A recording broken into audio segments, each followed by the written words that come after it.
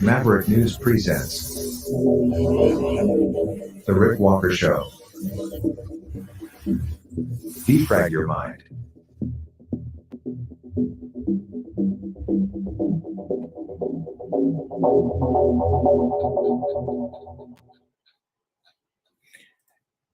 Good evening, Maverick family. I'm Rick Walker. Welcome back to the Maverick News Channel. Welcome, new viewers, wherever you're watching from around the globe.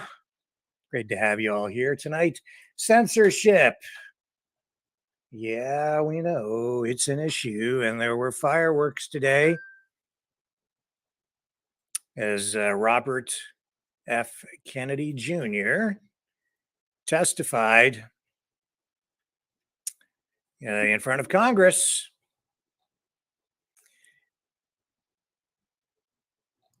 It was a divisive hearing. There were smears and jeers and insults and concerns and politics, and I don't know. I don't even know where we wound up, other than to say that we certainly have problems. We'll show you the highlights. Big day, mainstream media. They've touched on it, but they're not giving it anywhere near the amount of attention that is warranted or needed. That is certain. What else do we have for you tonight? Paul Bernardo, serial killer, will remain in a medium security facility as the Canadian Justice Department, correctional facility people who oversee the prisons, they've decided that transferring him there was appropriate, even though that transfer has sparked a huge political backlash. We'll get you some reaction to that. Russia has imposed travel restrictions on UK diplomats. Barbie, the Barbie movie, seems to be doing well at the box office, and some people are trying to sell Barbie now as a feminist icon after decades and decades and decades of the opposite messaging coming from the woke left. It's weird, man, this culture war. I got to tell you, very, very weird.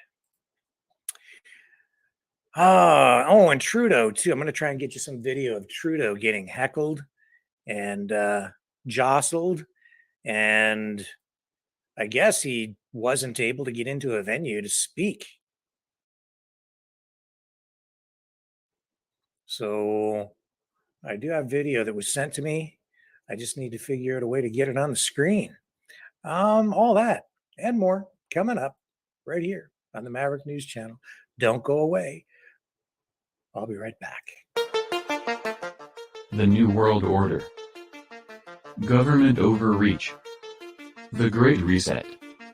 Mainstream media lies. Now more than ever, independent voices are needed. Donate now at freedomreporters.com. That's freedomreporters.com.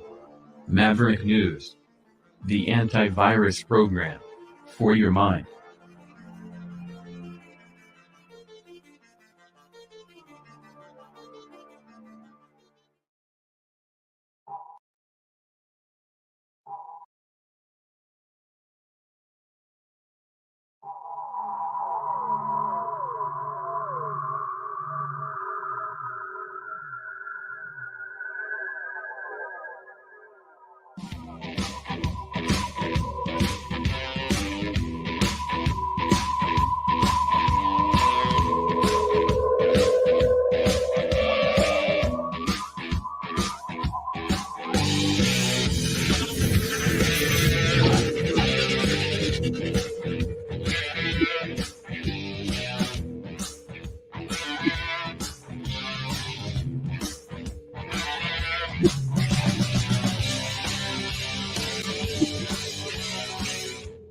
Maverick News.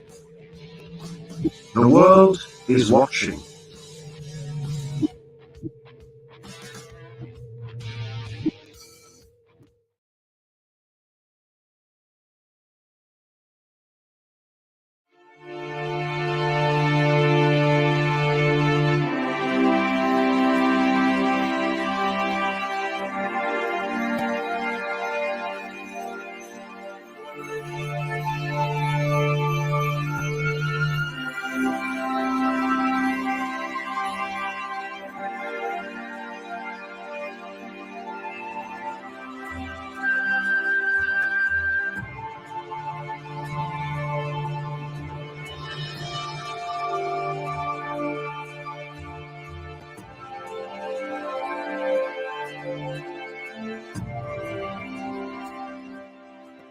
Maverick News. The world is watching.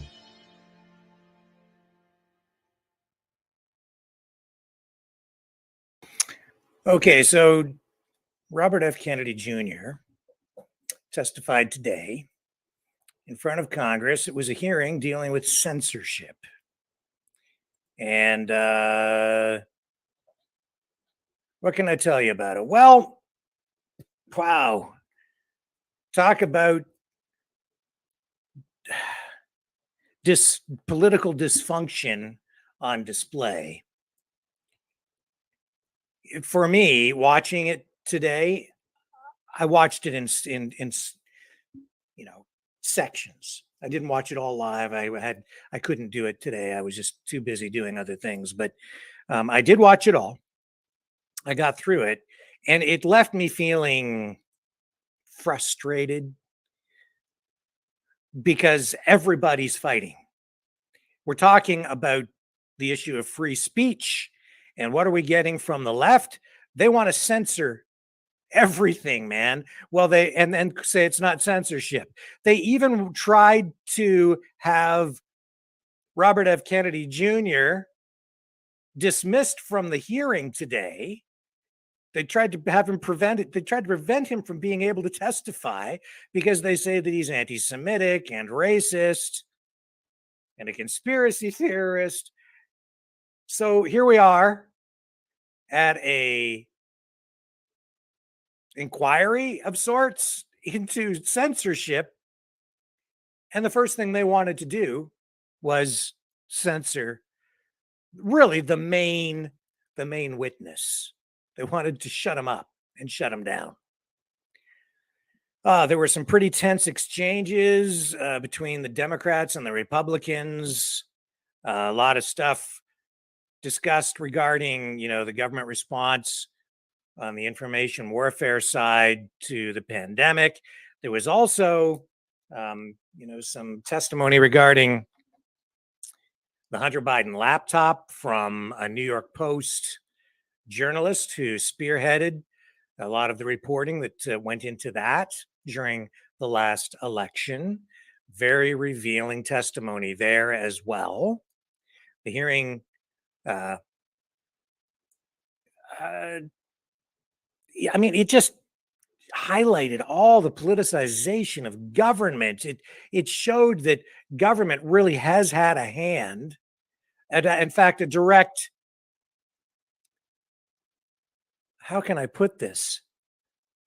A line of direct contact from the government and the lettered agencies like the FBI, CIA, straight into the social media companies, directing them illegally, unconstitutionally, to censor certain people for certain kinds of wrongthink.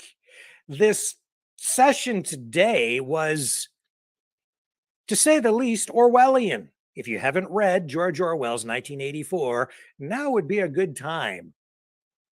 It'll lay out today's reality.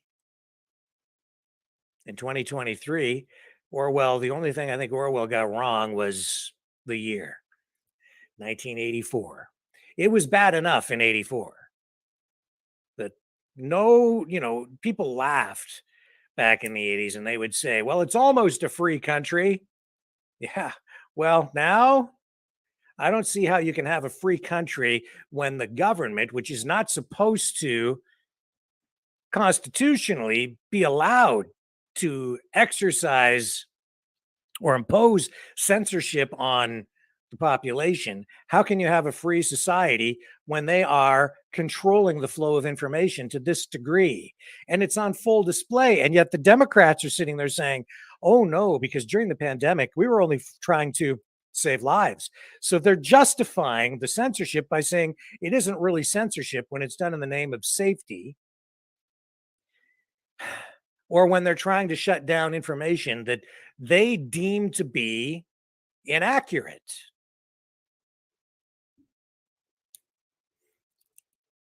They're so far out to lunch. Now, there was truth on both sides to some degree. There was, some BS a little bit on both sides, as there always is. But generally speaking, the vast majority of the distasteful stuff, from my perspective, was absolutely coming from the Democrat side, from the neoliberal woke crowd, the woke mob. And the session, the exchange that took place between Debbie Wasserman Schultz, Democrat, high ranking in the party, and Robert F. Kennedy Jr., the smears that she leveled, the insults, the accusations, completely inaccurate, unfounded, unsubstantiated.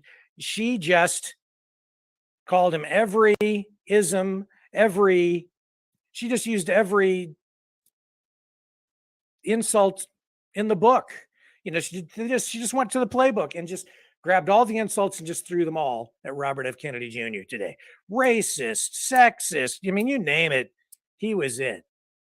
And anti-Semitic. This is a guy who supports Israel. He's on the record doing so. And actually, a lot of people who have been supporting him, live streamers, social media influencers, journalists, and others who have been supporting RFK Jr., a lot of them are sort of pro-Palestinian. And they've been criticizing RFK Jr. for being so supportive of Israel. And then here's Debbie Wasserman Schultz and other Democrats today during this session saying that he's anti-Semitic. It boggles my mind. And this is a woman. These are Democrats from the party that RFK Jr. wants to lead into the next election as their nominee. Do you really think they're going to let him take the nomination? Maybe if Biden just, keels over and croaks, which is possible at any moment. But they don't like him. They don't want him. They hate him.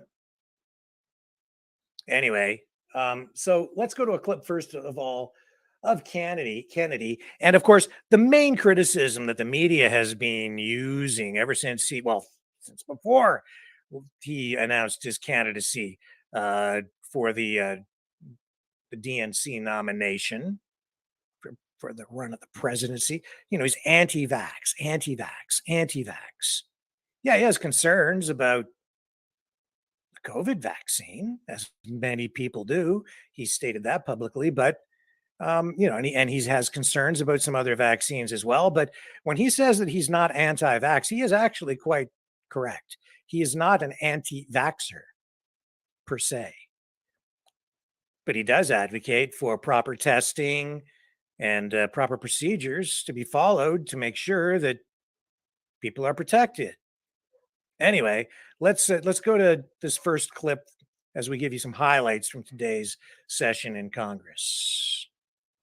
The what I would call defamations that have been just applied to me by the ranking member. I'm happy to talk to you about my opinions on these issues, what you have stated and tried to associate me with through guilt by association is simply inaccurate. Virtually every statement that you just made about me is inaccurate. I have never advised Black Americans not to receive vaccines. At one point you say I'm anti-vax, and that's a bad thing. The other moment you point out that all my children are vax. I'm fully compliant with the vaccine schedule myself, except for COVID. I took flu vaccines for 20 years straight. I have never been anti-vax. I have never told the public avoid vaccination. The only thing I've asked for, and my views are constantly misrepresented, so that the truth of what I believe is not, we're not allowed to have a conversation about that with the American people, which I believe vaccines should be tested with the same rigor as other medicines and medications. You tried to associate me a moment ago with the replacement theory, which is racist. No, I did not say you. Time had the belongs to the replacement gentleman theory. from I the said my Senate. colleagues. Time belongs to the gentleman from. I denounce that theory. It is racist, and I have never endorsed it or had any association with it. Our film on a medical, by the way, Medical apartheid. Bill Buxton, who is the Black CDC official who ultimately exposed the Tuskegee experiment, tried for years and years to appeal to CDC to stop it for 40 years.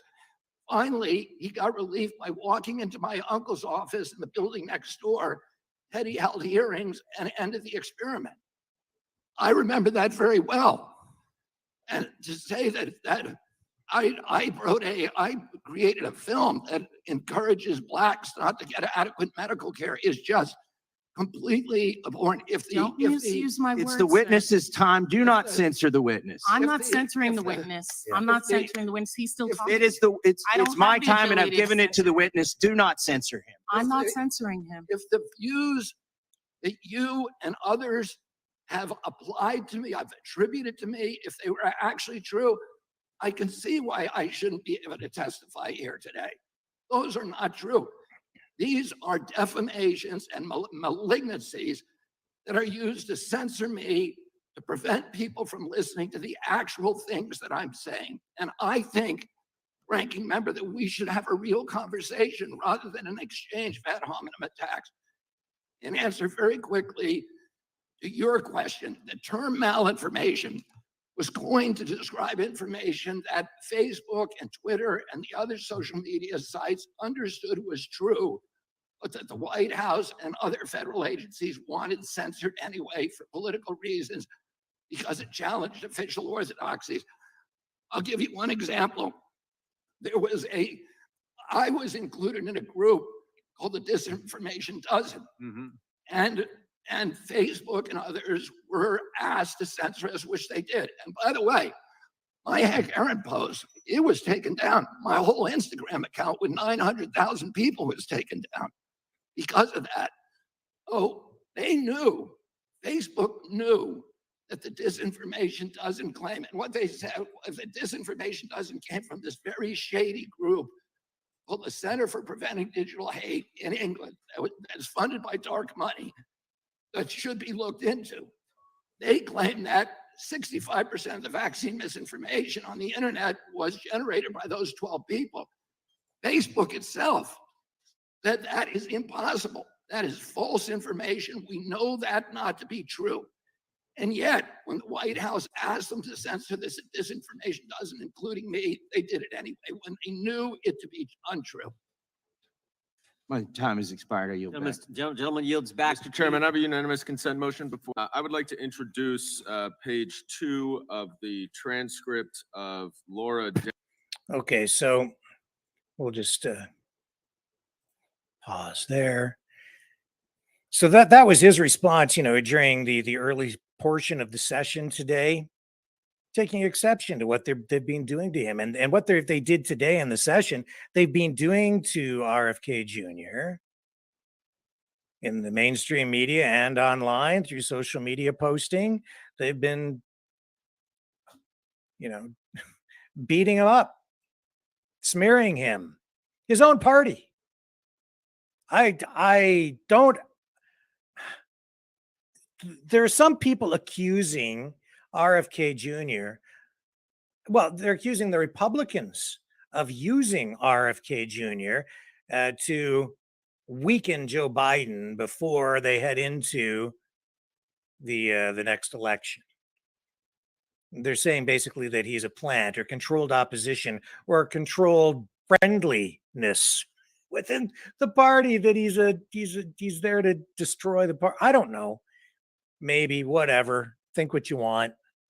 He's been a lifelong Democrat. The Kennedys have always been Democrats. It's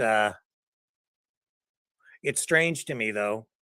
All the support that he seems to have comes from Republicans. I don't know how he is going to win the nomination when his own party hates him. And there may be some grassroots people in there, basically the Bernie Sanders type of Democrat, that will come online, or maybe a bunch of Republicans will join the party to push him through and get the nomination. I don't know, but I don't think so. The Democrats in today's session were out with knives, and they were repeatedly stabbing him in the back, not helping him at all, quite the contrary. And if you want to know how much they hate him, let me see here. Okay, here's Debbie Wasserman Schultz, Democrat, high ranking. You know, these Democrats, they play politics dirty. Here she is. I think this is it here. Let me just make sure. Yeah, here we go. Here's Debbie Wasserman Schultz. Listen to the insults. Thank you, Mr. Chairman. Mr. Chairman, we respectfully requested that you rescind Mr. Kennedy's invitation to appear here due to his repeated and very recent statements that spread dangerous anti-Semitic and anti-Asian conspiracy theories, and attempted to move into executive session because House rules prohibit public testimony that degrades or defames people. His reckless rhetoric helped fuel anti-Semitic incidents, which for the record are at the highest level in the United States since 1970. They have nearly tripled in the last 6 years.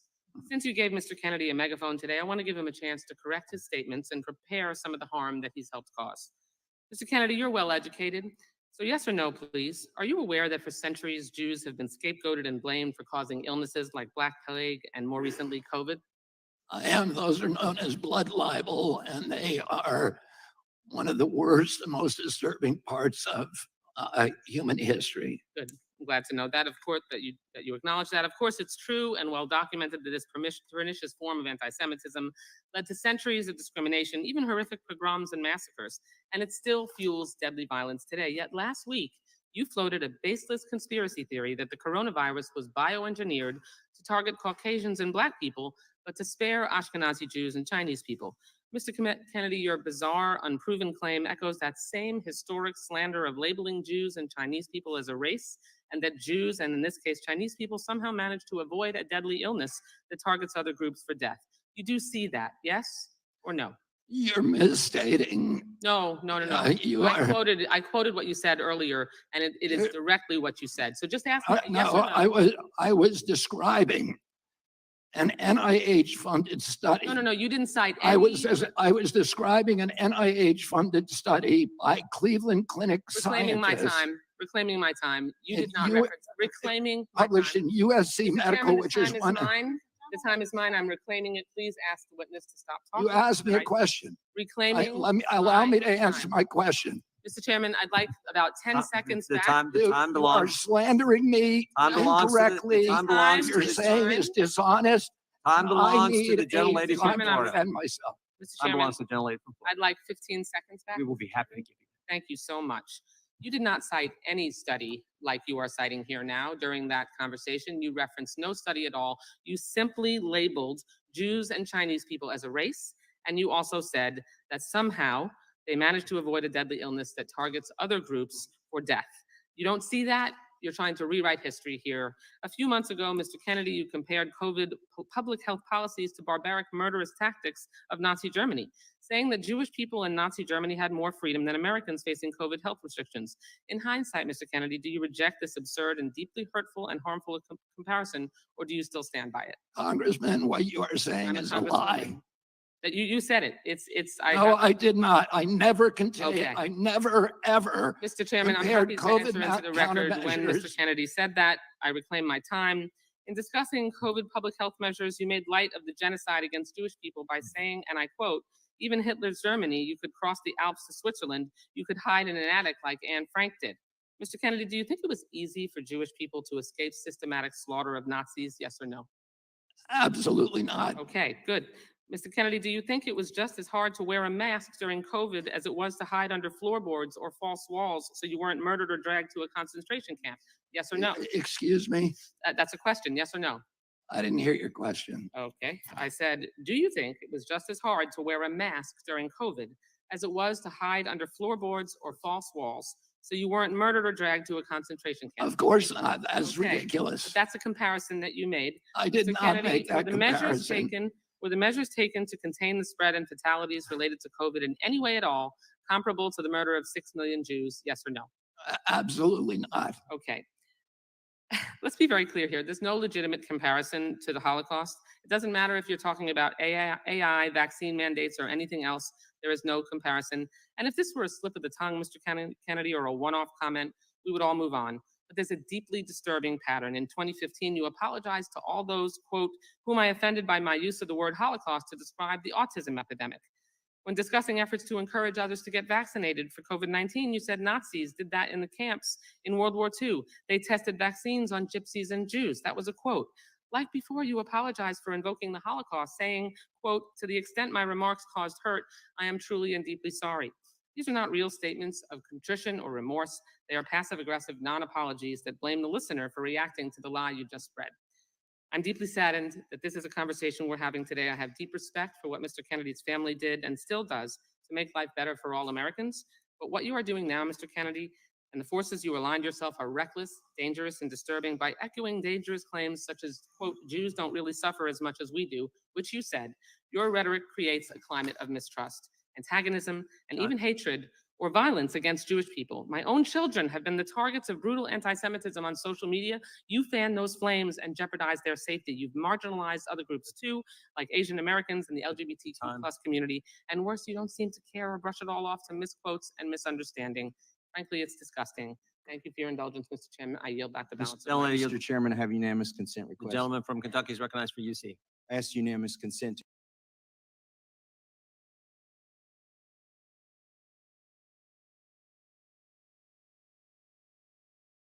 said that they investigated genetic susceptibility to COVID-19 by examining DNA polymorphism in ACE2 and TMPRSS2. Those are receptors for COVID in 81,000 human genomes, and they found unique genetic susceptibility across different populations. I have another document that I would like to ask unanimous consent Without objection.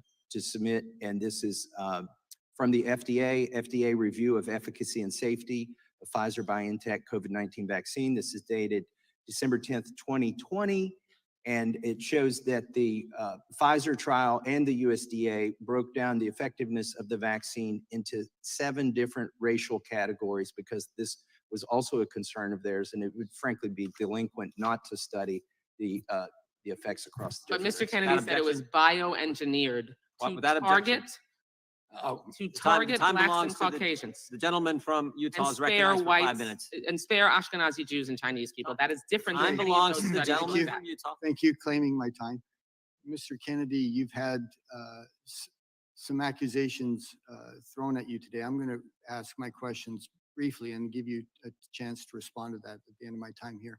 Ms. Wiley, if I could talk to you, and I know maybe you're busy, with something else there, but Gonna do you let this go trust the government because I want you to hear determine this what and the facts and views response. the American people should be exposed to?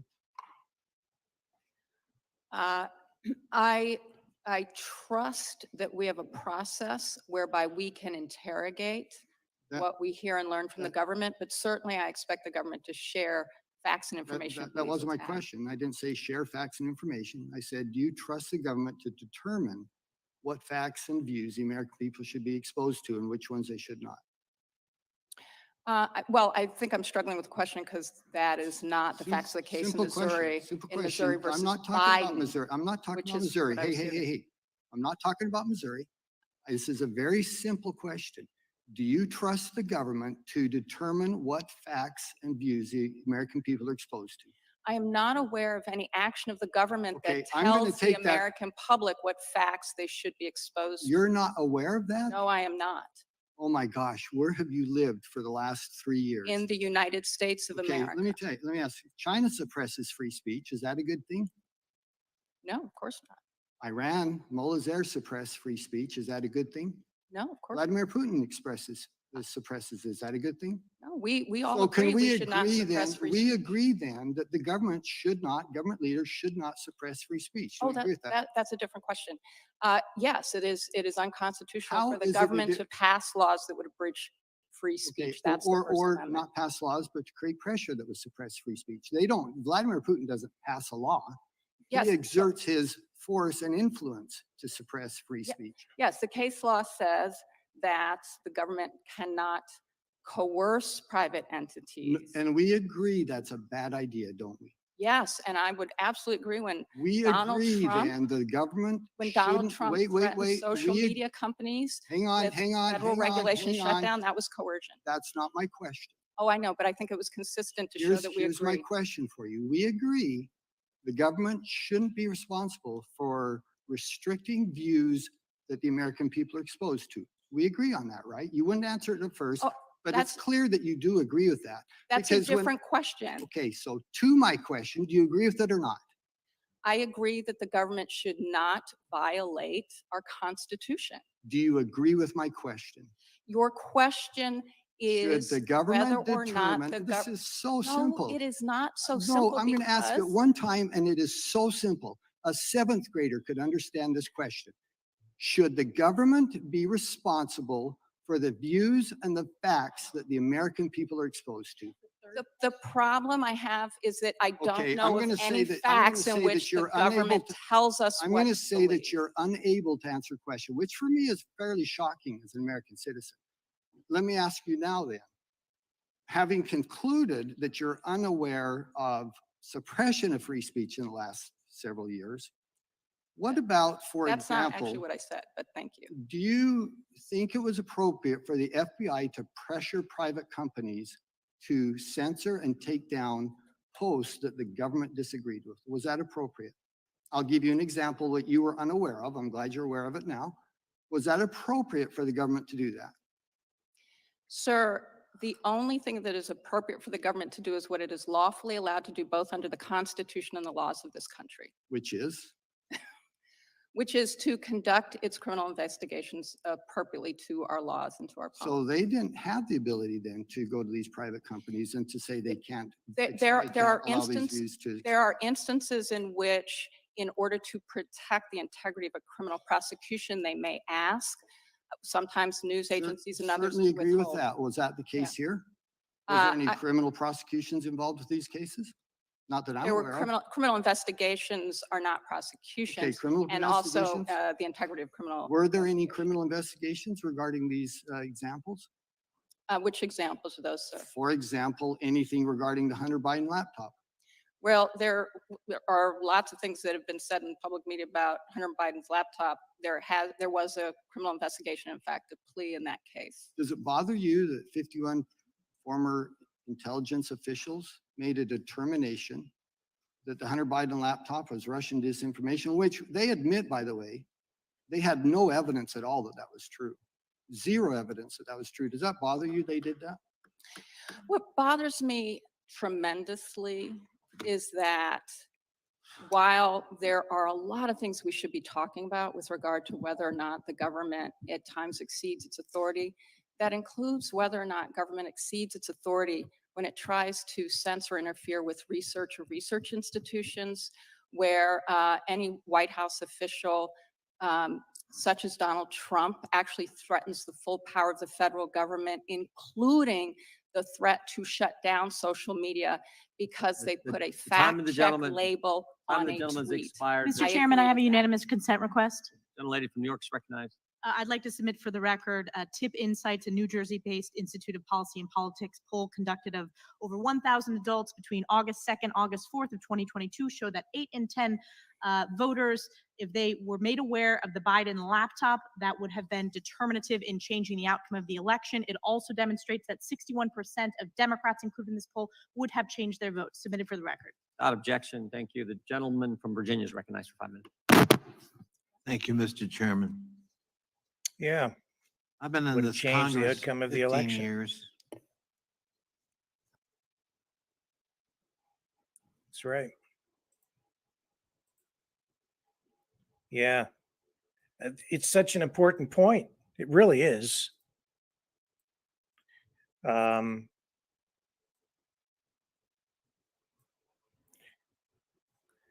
it again, how can you have a free society and a properly operating democracy when the government is engaging in censorship, suppression of information, silencing and deplatforming journalists by having direct influence over social media companies, which are supposed to be private companies, private entities, free of government coercion when it comes to making editorial decisions,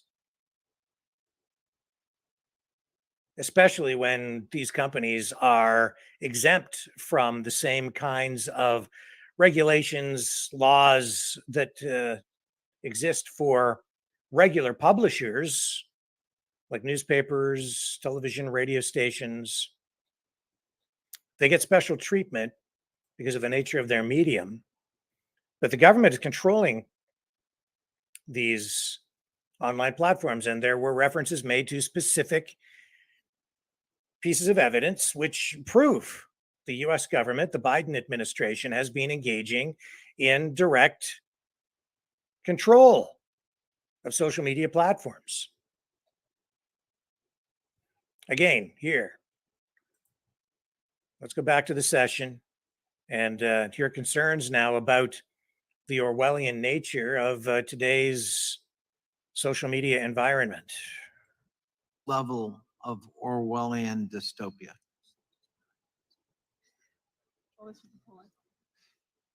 Suddenly the tools of the trade are not to get at the truth, but to distract, distort, deflect, and dissemble.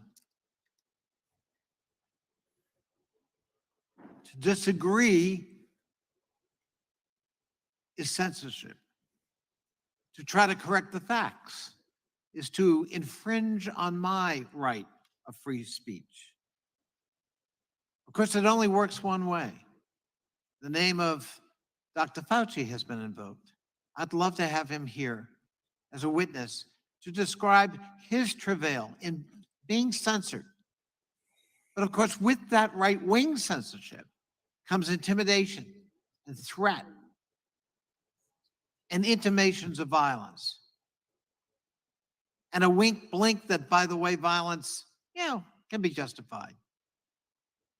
The violence, for example, here on January 6th has been explicitly excused by some of my colleagues on the other side of the aisle as a bunch of tourists who got a little out of hand, a little overexcited. 5 are dead, including my constituent, Capitol Hill police officer, who died the next day from the trauma and shock of that experience. And ironically, talk about free speech and duty, he voted for Donald Trump. But his duty was to be here that day. Often a scolding. And somehow, my freedom to harm with the words I use is considered further evidence of censorship. But we know words have power. And that's why we take care with the words we use.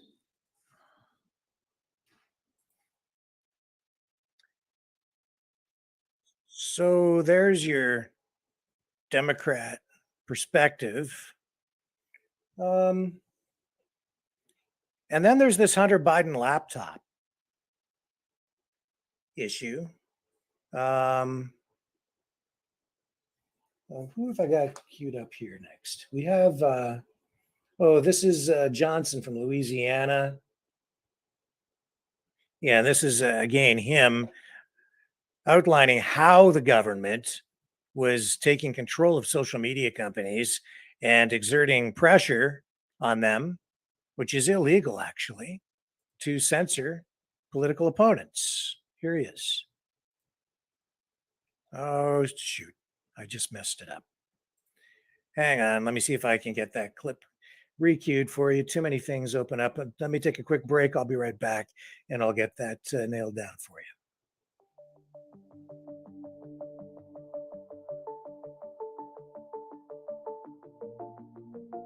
Greetings, brave Mavericks.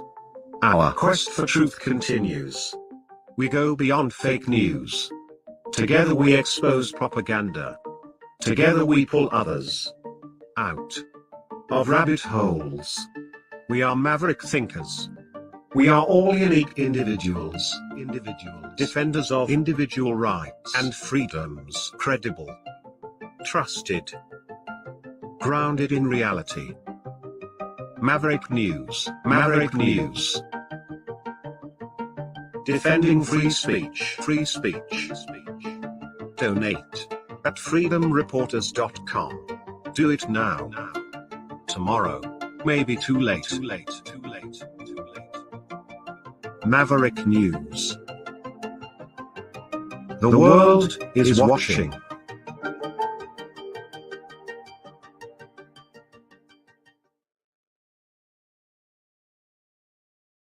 So what we're really going to do here now, actually, is we're going to go to Emma Jo Morris of the New York Post, talking about the Hunter Biden laptop story that the government, through social media, suppressed in order to help Biden during the last election.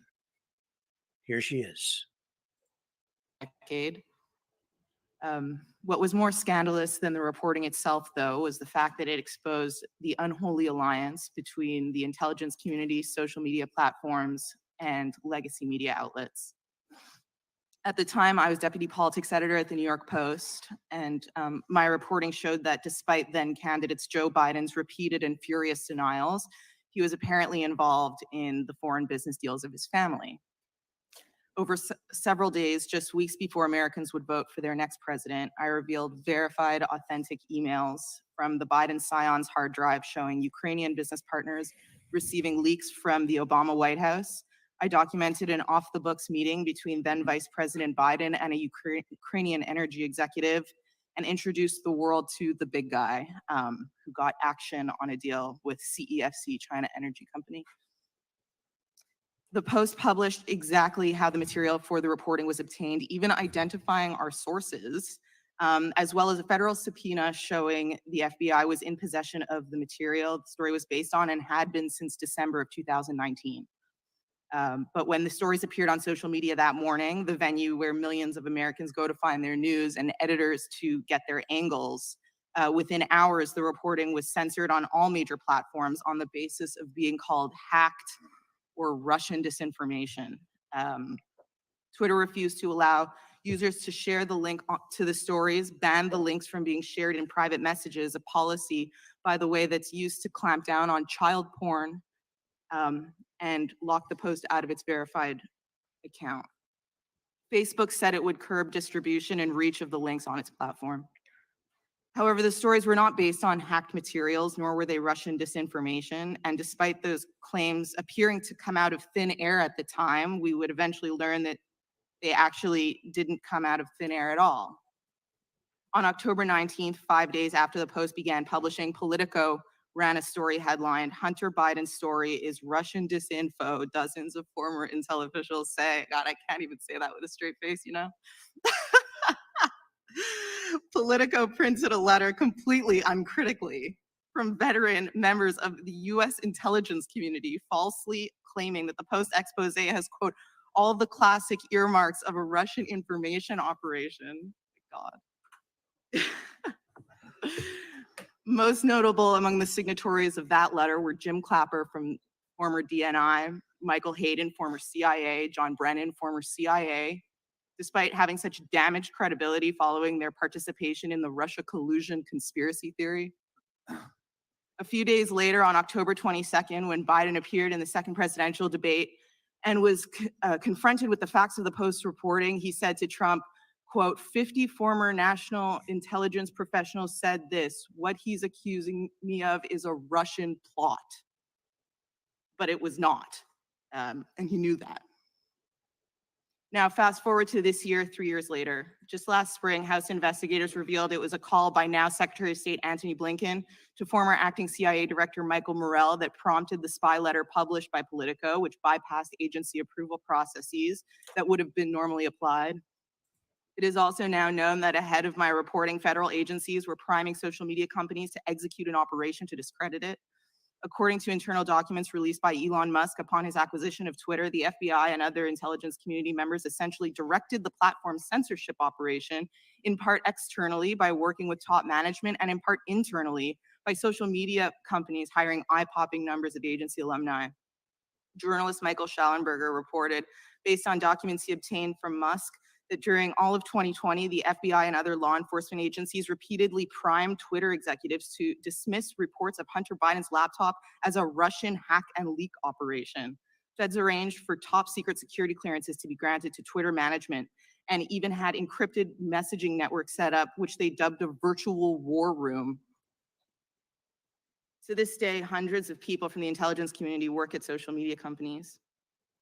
Over the last few years, my reporting has been confirmed by virtually every mainstream news outlet, from the Washington Post to the New York Times to Politico, when the stakes were nothing, by the way, 2 years later. No one denies that the laptop is real, that the origin story is exactly what I told you it was in the first place. This elaborate censorship conspiracy wasn't because the information being reported on was false. It was because it was true, and it was a threat to the power centers in this country.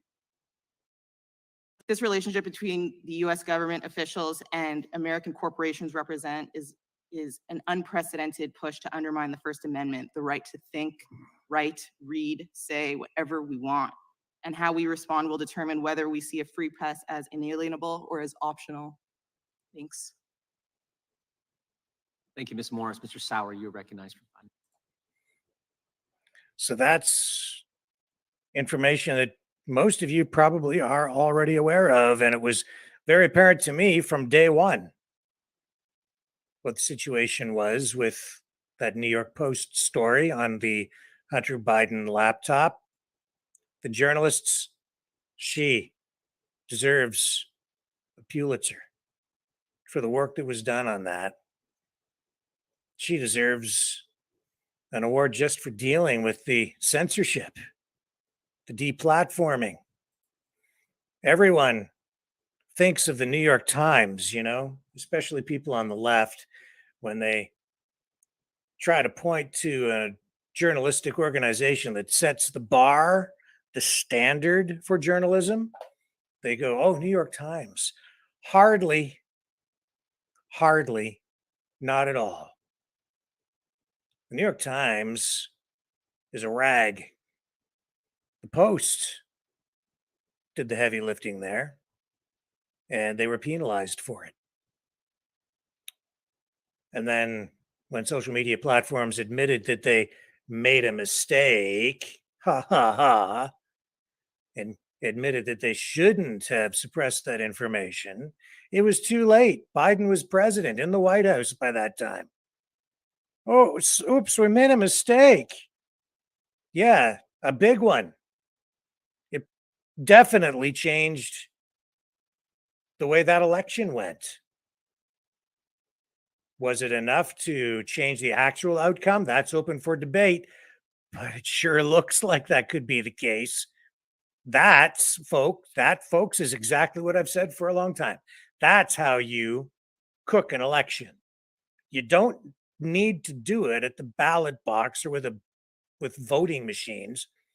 You do it through information campaigns and by suppressing information through censorship and through propaganda.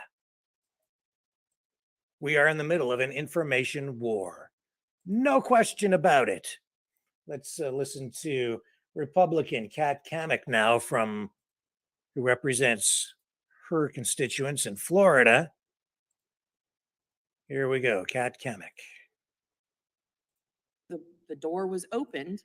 I'm deeply concerned about the fact that there were FEC reports brought up. Mr. Kennedy, you acknowledged that you don't know where those came from. You said that you have no affiliation with those. that PAC, that super PAC, I believe. The ranking member said she was deeply concerned about the affiliation, and we seem to have a guilty by association theme going on here. And so I just have to state for the record that I myself am deeply concerned about the affiliation of the convicted sex trafficker, Jeffrey Epstein, of which the ranking member took campaign donation money from. So I think that's the beauty of the First Amendment, is that we have a right to say what we want to say, but we also have the right to be offended. So I just wanted to point that out, you know, glass houses and all. Our Democrat colleague, Mr. Lynch, opened up the door of what does the impact of the continued narrative of weaponization have on the general public? And I think that's really important, because what we have seen in the last couple of weeks is irrefutable evidence of the fact that the FBI has not only been systematically working to censor American speech, but they have been facilitating it, and in some cases at the behest of foreign governments. A weaponization report proved that there was a direct connection between the Ukrainian SBU, in which that intelligence service was sending spreadsheets of thousands of posts, in some cases posts that were belonging to the United States State Department. And because we know that the Ukrainian SBU is rife with double agents, the FBI wasn't even vetting the posts. They were simply sending them direct to the social media companies saying, please take these down. So now we have an FBI that is not just saying that they're going to fight foreign interference, they're facilitating it. At one point, even suggesting that they put forward a 24/7 channel where the FBI takes requests from a foreign government and filters it right to the social media company to have those posts taken down.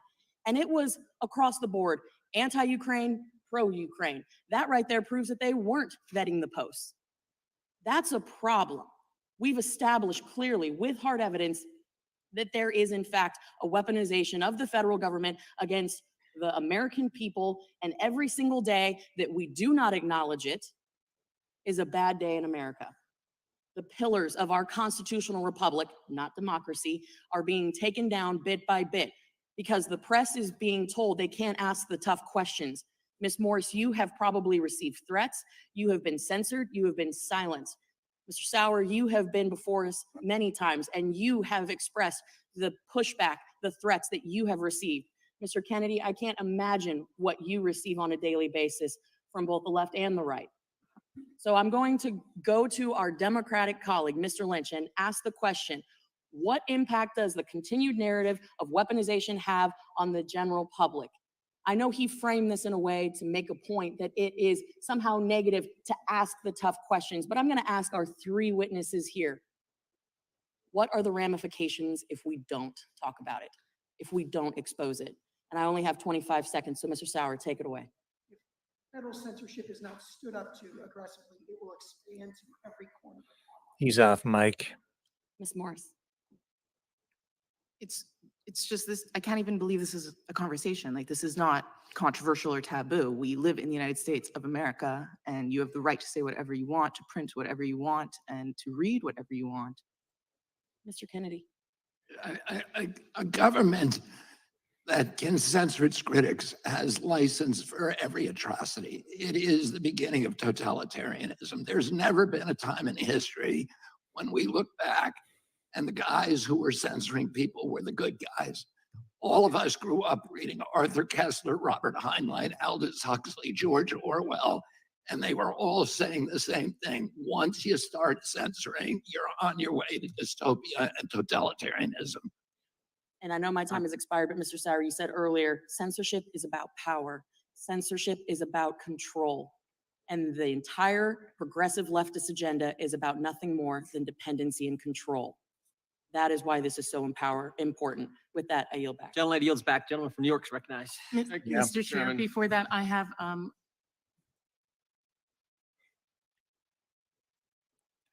Excellent points. Excellent points. Here's Robert F. Kennedy Jr. talking about health outcomes during the pandemic and the impact that censorship actually had on exactly that. The death rate and the quality of care that people received during the pandemic and the lockdowns. Here we go. The censorship, the effort of the White House and pharma to suppress the acknowledgement of natural immunity and why they might have been doing that. Well, again, there was an effort to suppress information, not, in fact, if you read the Twitter files and the email correspondence between Facebook and the White House, there was an acknowledgement that they were being asked and they were complying with censoring information that everybody knew to be true or highly likely to be true. Oh, the purpose, and in fact, the term misinformation did not denote falsehood or veracity. Rather, it was a euphemism for any information that departed from government orthodoxies. And it is very dangerous. And, you know, the congressman a minute ago said 1 million people have died because of misinformation about vaccines in this country. But in fact, our country had one of the highest vaccination rates in the world and the worst health outcomes. We have 4.2% of the global population. We had 16% of the COVID deaths. Blacks in Haiti with a 1% vaccination rate were dying at a rate of 15 per million population. And same in Nigeria, had a 1.3 vaccination rate. They were dying at 1 in 14 per million population, 14 per million population. In our country, blacks were dying at 3,000 per million population, 200 times the death rates in other countries. And this holds throughout the world. We needed information. We should have all been sharing information openly and talking to the 15 million doctors through the internet who were treating patients on the front line all over the world and channeling the best therapies, the most successful treatments, so that we could all figure it out. This is not a time in a pandemic to you know, I'll just say this one thing.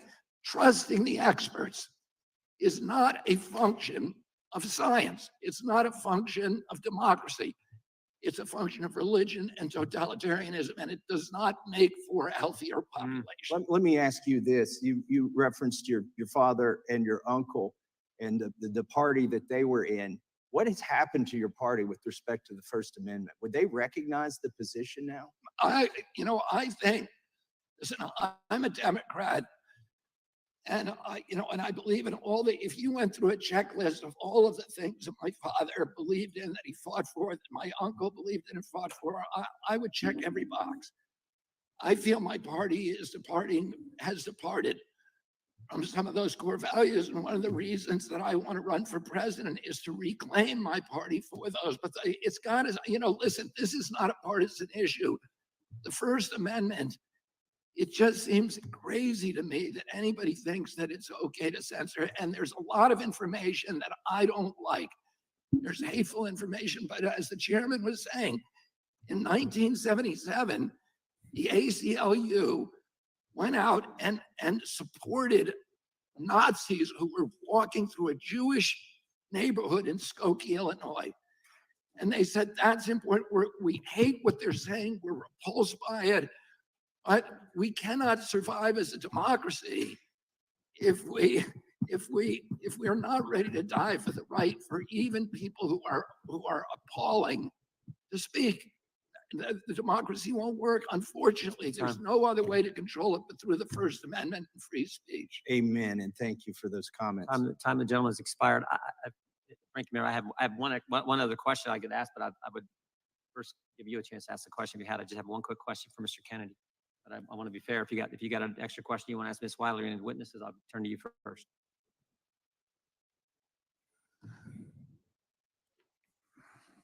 Wasn't prepared for that, so if Well, I'm you sorry. just give me a second. I thought I was going to get 15 seconds from Mr. Massey, but we weren't able to do that. Sure. Thank you, sir. I did want to ask Ms. Wiley. Enough of that. And back to Emma Jill Morris from the New York Post. This right here this is just dramatic. It's so raw what you're about to hear. It may wash over everyone simply because we're being desensitized to this story. But listen to the words. Listen to what Joe Biden, Hunter Biden, the Biden family, listen to the level of corruption in these words, the way that it's described. I can't believe, well, I guess I can, but I can't find justification for Joe Biden spending another minute in the White House. Just anybody else would be behind bars, honestly. Listen to this. Finish her Trying to be sentence. generous, even when the response is that the government determines the truth. I I'm trying would to be like for generous. her to be able to finish her sentence, Mr. Chairman, then I will yield back.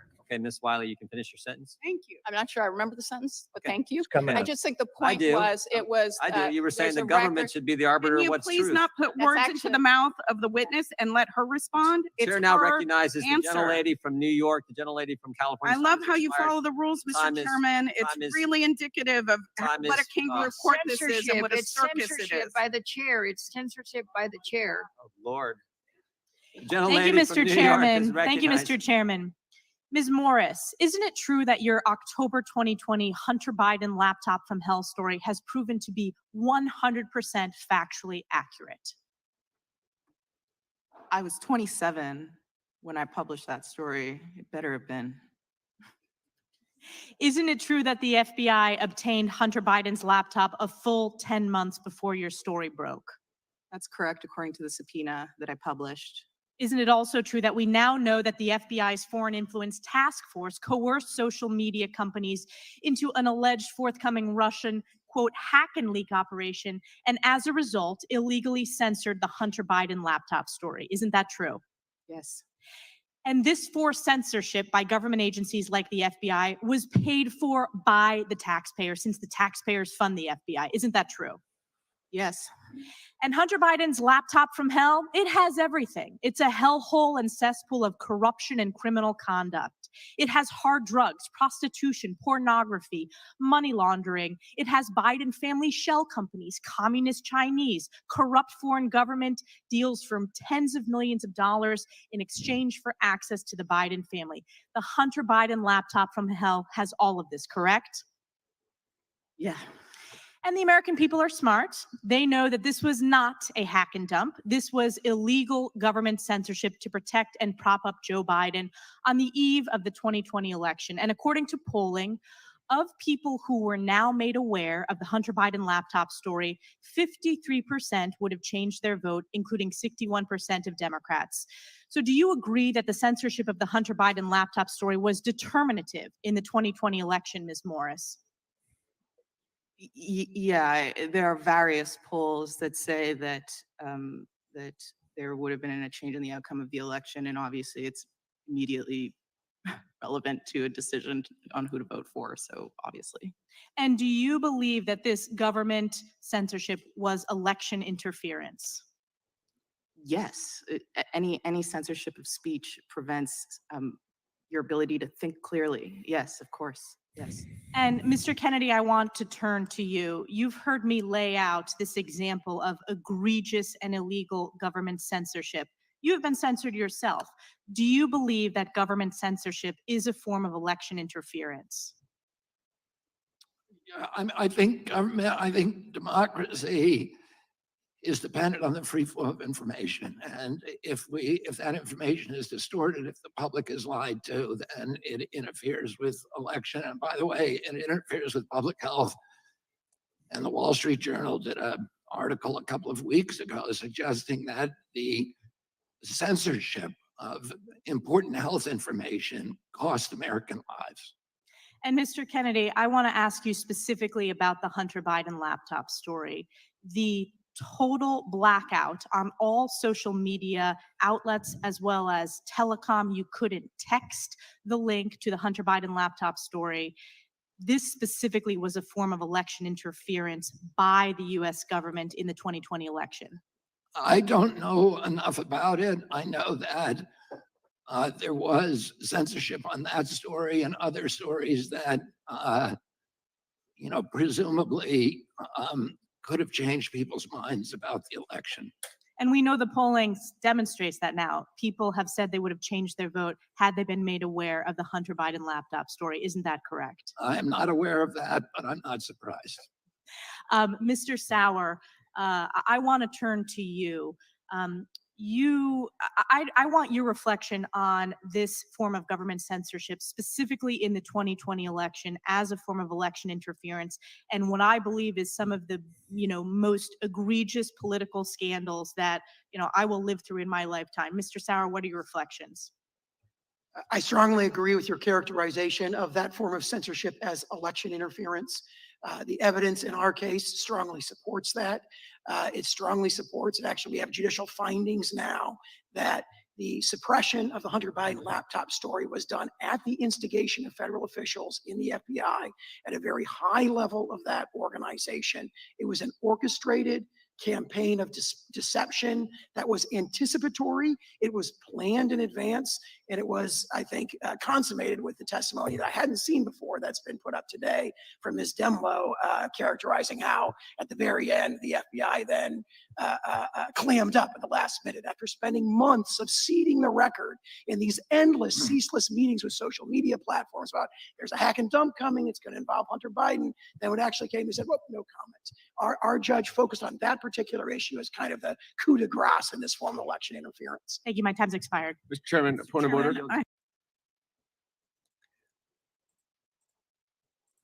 Well, you just heard it there. I mean, for me, the most powerful language there was the description of, the laying out of all the activity that the Biden family had been involved in, all of which is chronicled in the Hunter Biden laptop from hell. Evidence of business deals over in Ukraine. Why do you think we're at war in Ukraine? The money laundering that goes on over there, the Biden family, direct ties, business deals over there. Joe Biden, obviously aware, evidence of that on that hard drive. Doesn't matter that he's denied it. The truth is he knew. Directly involved. And the guy's sitting in the White House, enriching himself and his family at the expense of taxpayers to a level that is beyond the imagination of most people. Even me. I can't fathom the amount of money that is floating around and finding its way back into pockets that it shouldn't be found in. This war in Ukraine is not just about democracy. Money, power, money, money, money, money, money. People making lots and lots and lots and lots of money. Send the weapons, don't account for them. We've shown you here on this program. We went and we found them, weapons on the internet, the dark web, for sale. You want a rocket launcher? Plenty of them out there for sale. The cash, the US dollars flowing into Ukraine, the Canadian dollars, dollars from all Western NATO countries. And you go back and it's all laid out in the laptop. The Biden family, direct ties into Ukraine before the Russian special military operation began. And deals over in China too. All of that seems kind of weird to me, given all the saber rattling that's going on between the United States and China. But Biden, I'm telling you, man, the guy is so compromised. There's so much corruption, so much dirty money. The conflict of interest, that's a mild phrase, isn't it, given the level of corruption that we've been witnessing? And this guy even admits it on camera. When the Ukrainian government was investigating Hunter Biden, then he says, no, you shut that down. You fire the investigator or you're not getting our money. Oh, yeah, this is when he was vice president. And the guy said, oh, you're not the president. He said, yeah, well, you call the president. You'll find out. Remember that clip? And then all this information suppressed. And who's suppressing it? The deep state. For lack of a better term, the deep state. Protecting Joe Biden. I'm sorry, but the guy is just greasy. Greasy, dirty. A stain on the presidency, a stain on the country. An embarrassment. I really have no sympathy for the guy, even though he's clearly going senile. He's just been such a jerk and now so corrupt. And as that New York Post journalist asserted, yeah, it's all true, 100% verified. Everything they reported in the New York Post from the very beginning, completely accurate, totally suppressed. That's how you cook an election. What's going to happen the next time they go to the polls, the next time people get to vote? We don't know. I'll tell you this, in Canada, Justin Trudeau, very unpopular. He might now be the most unpopular prime minister in Canadian history. And yet the polls don't reflect that. It's a strange thing. But today, he was heckled, people jeered, and they prevented him from speaking at an event. Don't go away. When we come back, I'll show you a video.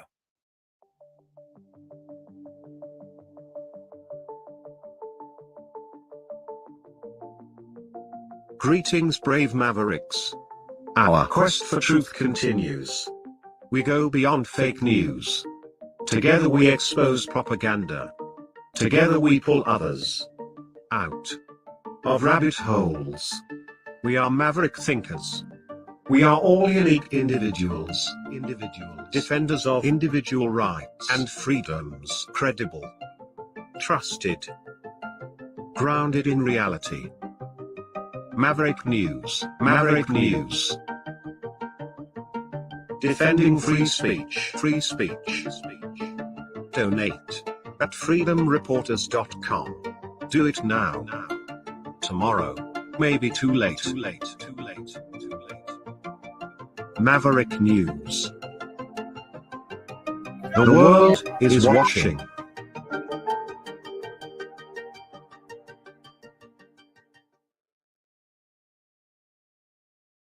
Justin Trudeau was in Belleville, Ontario today. And seems just about everywhere he goes, he is heckled. And depending on where he arrives, sometimes the crowds get, it's borderline, man. The temperature is hot. And I am not talking about climate change. Well, maybe political climate change. The Teflon has worn off, Mr. Fancy Socks. Check out the mob. Well, should it be a mob? Is it a mob? I don't know if it's a mob. It's an angry group of people who greeted him at this event in Belleville, Ontario. It's my understanding that he actually had to turn around and leave. Now, I don't know. I have to check to see if he ever got in there to actually speak. But check this out. People are not happy with JT, the PM.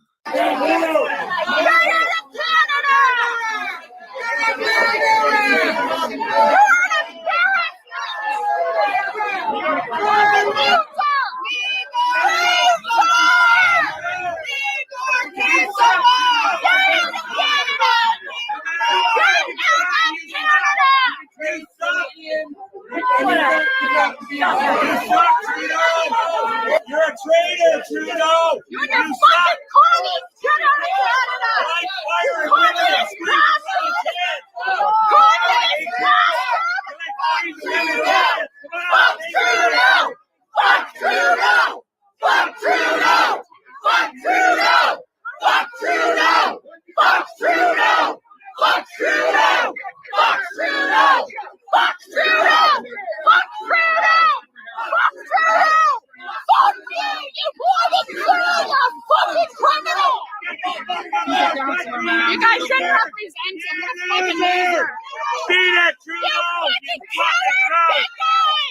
Get going!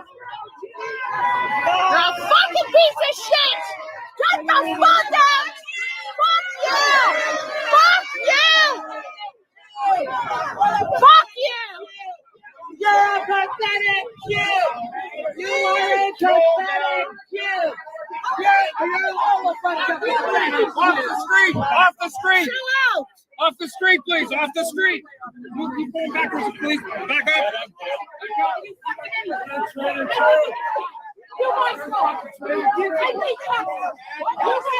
That's right, fucking run! Run, Trudeau! Run, bud! Run away! You must buy your pants at the same place the other guy bought his pants. Only yours are. What fucking guy did I see get pushed? You know how many women I did? Oh, you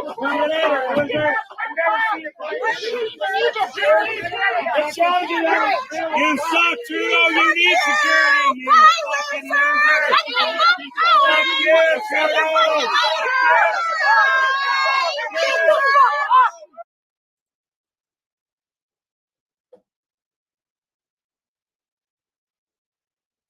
I'm going to run it one more time. I want to listen to some of those words. Bear with me. I want to listen to some of those words, not just the profanity. I want to listen to what some of the people there were actually shouting. And listen carefully.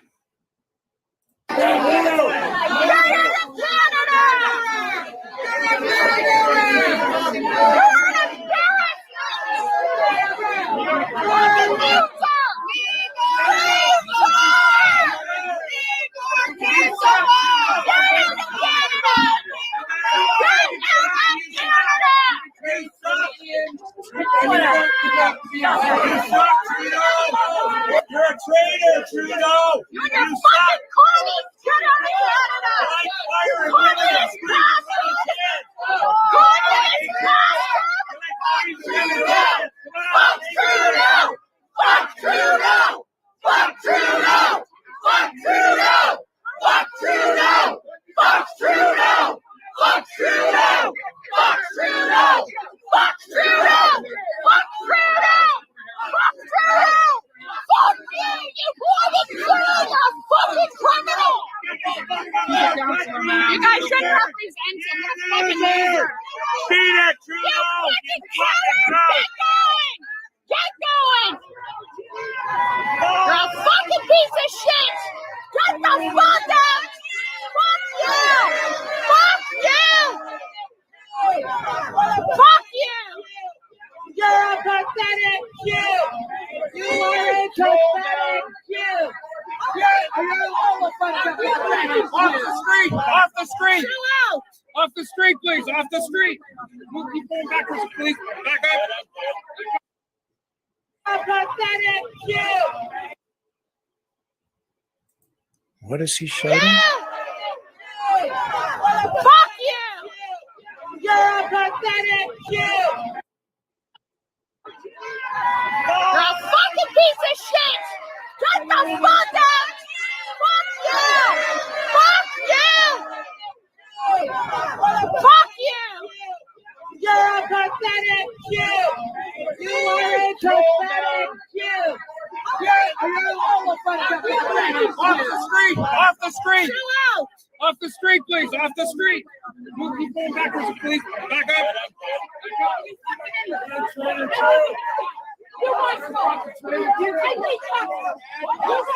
That's right, fucking run! Run, Trudeau! Run, bud! Run away!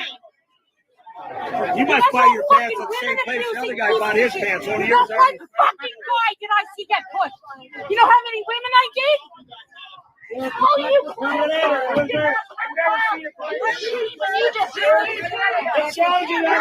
You suck, Trudeau. You need security. You fucking loser. Fuck you, Trudeau.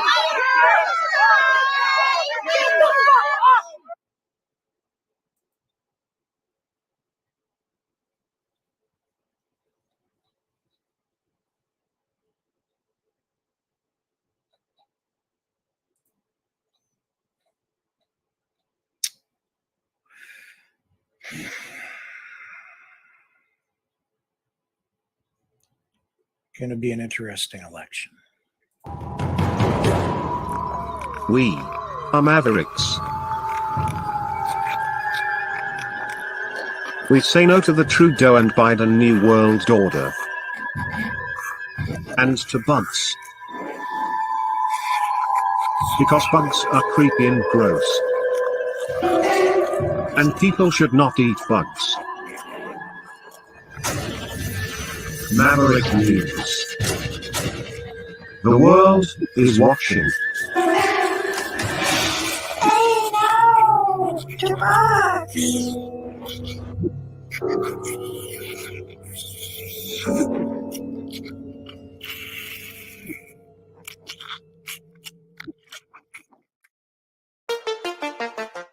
The New World Order. Government overreach. The Great Reset. Mainstream media lies. Now more than ever, independent voices are needed. Donate now at freedomreporters.com. That's freedomreporters.com. Maverick News. The antivirus program for your mind.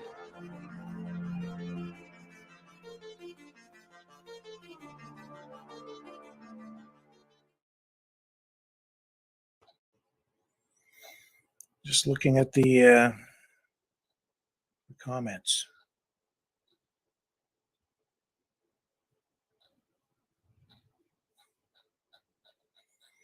What are people saying in the chat about that? Scroll down here and see what everybody's saying.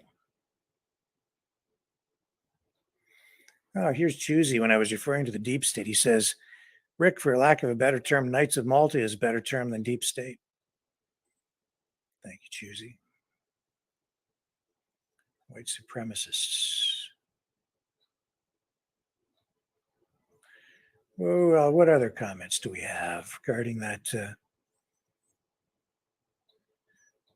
exhibition of frustration or whatever you want to call that with Justin Trudeau today? Dude says, I love it. What else do we have? Sean. People need to get some liquid and spray him with it. We have Pure Knight who says trip. Don't know what that means.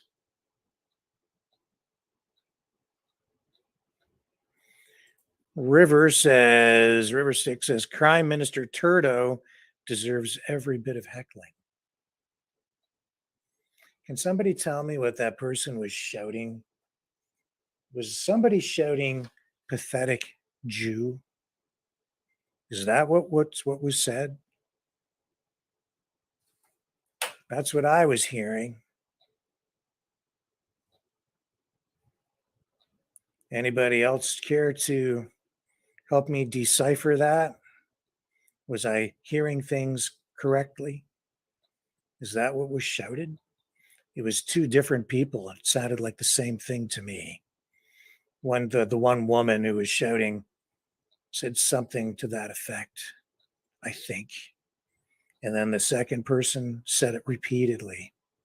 Is that what did anybody else hear it that way?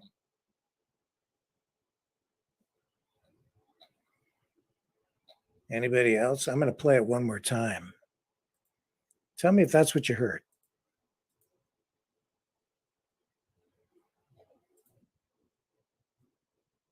Get going!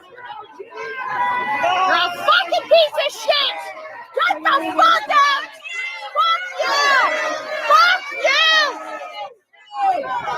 Fuck you! You're a pathetic Jew! You are a pathetic Jew! You're all a bunch of pathetic Jews! Off the street! Off the street! Chill out! Off the street, please! Off the street! Move people backwards, please! Back up! That's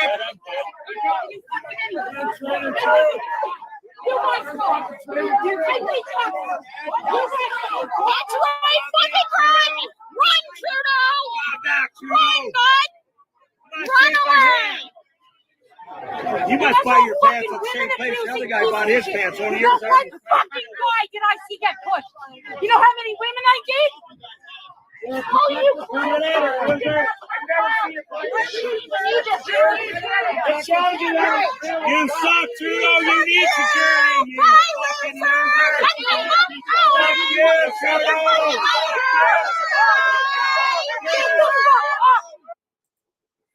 One more time.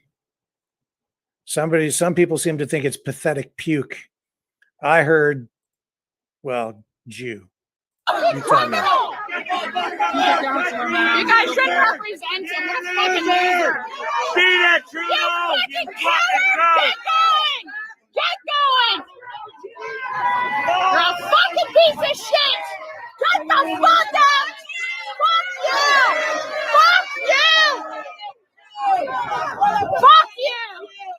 You're a pathetic Jew. You are a pathetic Jew. Off the street! Off the street! Off the street, please! Off the street! Move your phone backwards, please! Back up!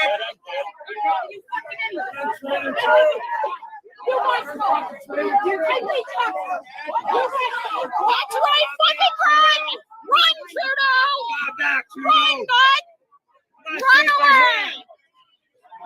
You must buy your pants at the same place the other guy bought his pants on. Yours What fucking guy did I see get pushed? You know how many women I did? Oh, you I've never seen it like It shows you that you suck, Trudeau. You need security. You fucking loser. Fuck you, Trudeau.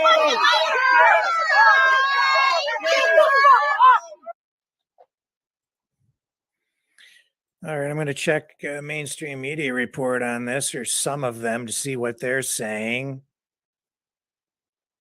They're saying that, of course, it was cut short, as I said, his stop in Belleville. There were about 100 protesters there, according to the reports that I've been able to cultivate or curate off the internet. He was in Belleville to mark the 7th anniversary of the Liberal government's child care benefit. He was going to meet with Belleville's mayor at a farmer's market there. So you had all these protesters show up, along with people who came to get selfies taken with the PM. But the protesters descended. I don't really like to cover protests that much, honestly. This one, I'm just curious. What was said? What were those words? Was it pathetic puke or pathetic Jew?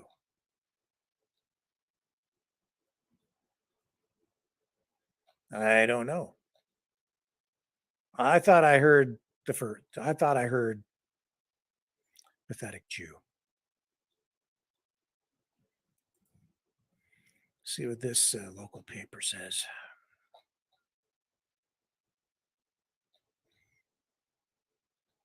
Yeah. Shouted slogans, used bullhorns. Yeah.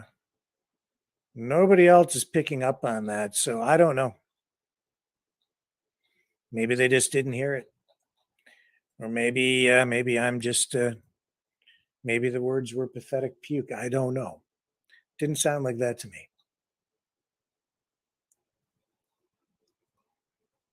I don't know. I have to confess, folks, I don't like the way politics has gone. I don't see us solving problems with stuff like that. And,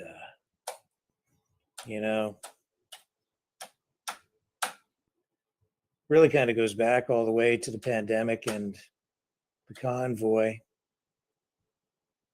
Trudeau himself could have avoided that today, I think, just by, if he, during the convoy, if he'd just come out to talk to the truckers.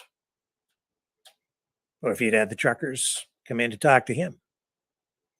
If he had spent more time being a true leader and extending all the branches, working to bring people together, this anger that we're seeing maybe wouldn't be where it's at right now. But I'll tell you this, on the other side of the equation, people need to keep a level head. Think. Too many people out there, other influencers online telling people, don't think, just follow your gut. No, always think. Keep a level head, folks.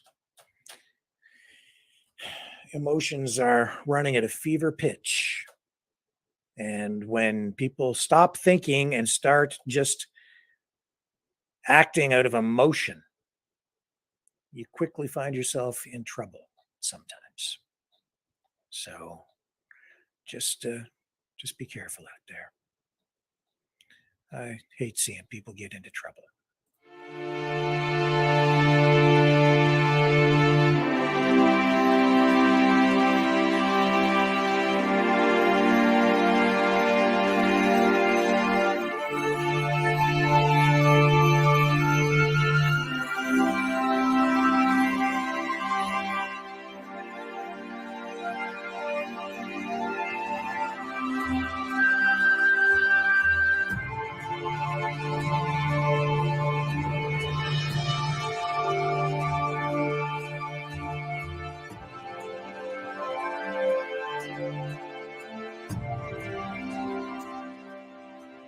Maverick News. The world is watching.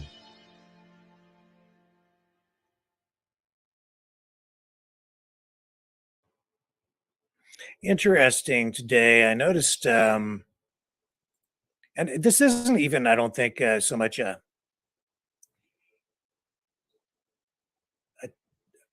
timely story. Well, it's sort of it is, but it isn't. I just noticed that CTV today on their website,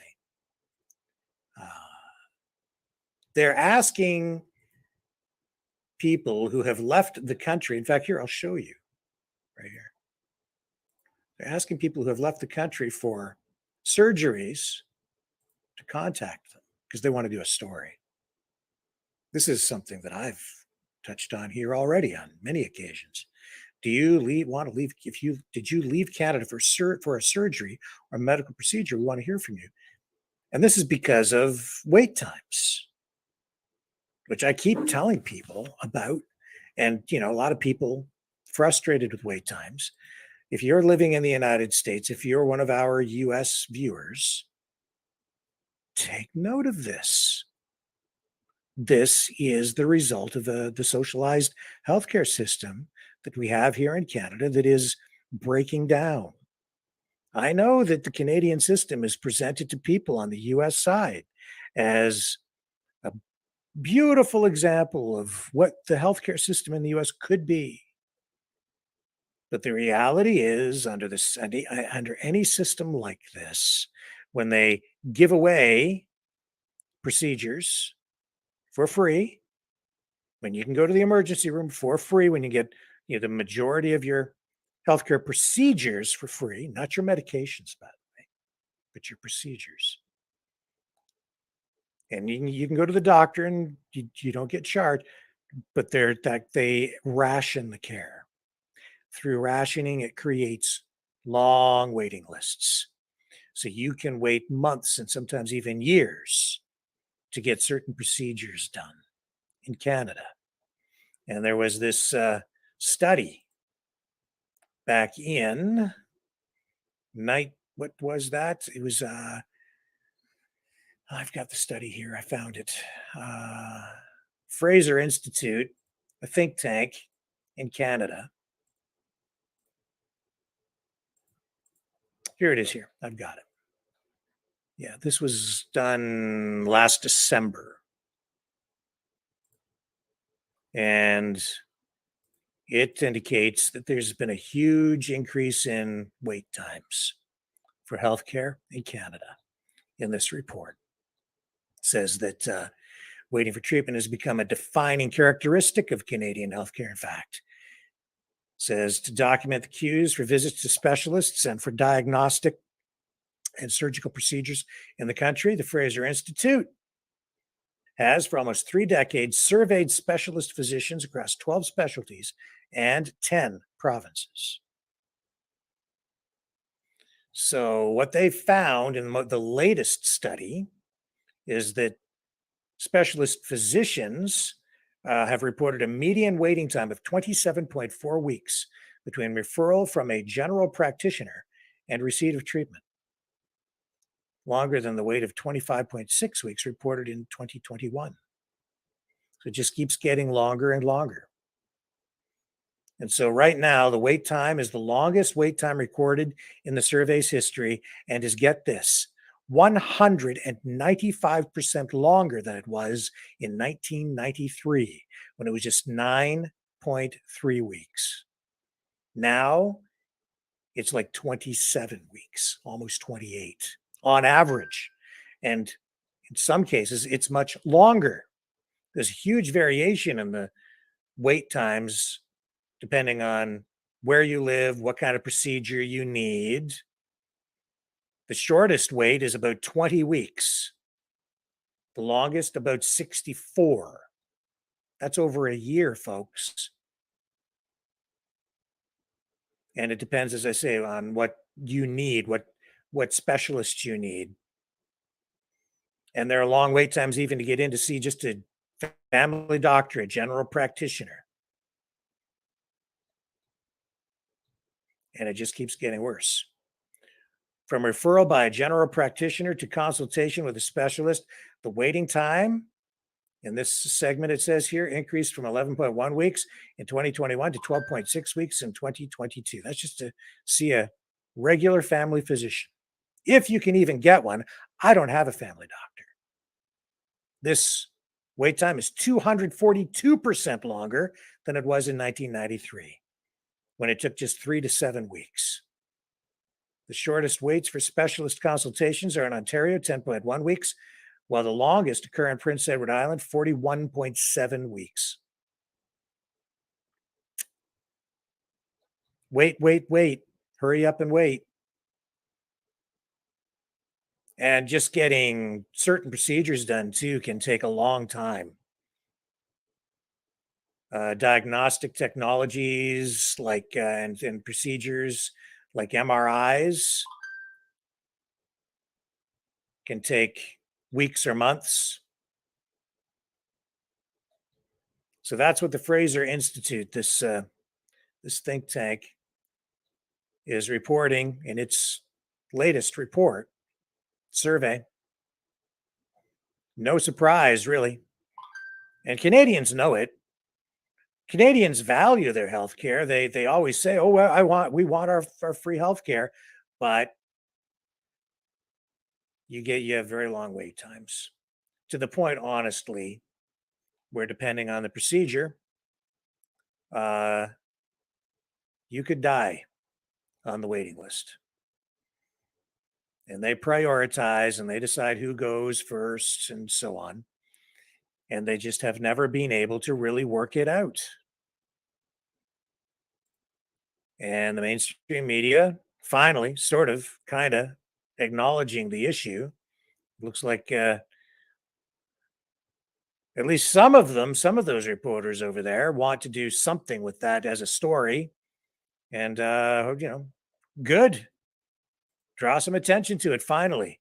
In Canada, it has for too long, healthcare has for too long been treated like a sacred cow. Not allowed to criticize it. If you do, boy, you are on the outs. When I did, some of my healthcare reporting back in the mainstream media days, I found myself sort of on a, labeled as a black sheep because I was critical. I was critical of the Canadian healthcare system. A lot of people didn't like it. I paid a price for that. I was too young and naive to realize that just being balanced and fair and practicing real journalism was a bad idea. I just didn't see the politics in it. Speaking of politics, how about Barbie the movie? Has anyone seen Barbie, the movie, the Barbie movie? When I went to see Mission Impossible Dead Reckoning the other night, Barbie was playing, and I thought, wow, maybe we should see the Barbie movie. It's got a pink Corvette in it. Barbie's got a pink Corvette, but I didn't go see the Barbie movie. The thing about Barbie is that the Barbie brand has been hammered by feminists for a long time. Oh, Barbie's a stereotype. You know, you think about all of the feminist rhetoric and venom that they've been spitting at Barbie over the years because of her body shape and, you know, setting a standard for women and young girls that they just can't meet because Barbie's proportions are physically impossible for a human woman to achieve. And we have seen some women and over the years engage in such extensive surgical procedures, plastic surgeries, augmentations that you know that we've seen women actually try to turn themselves into physical living Barbies.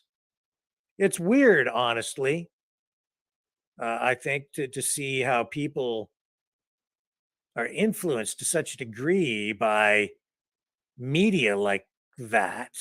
It shows you how powerful media is, and it shows you how the influencing that takes place is not just done in a direct manner through television, radio, and so on. It's also done through merchandising, advertising, toys like dolls.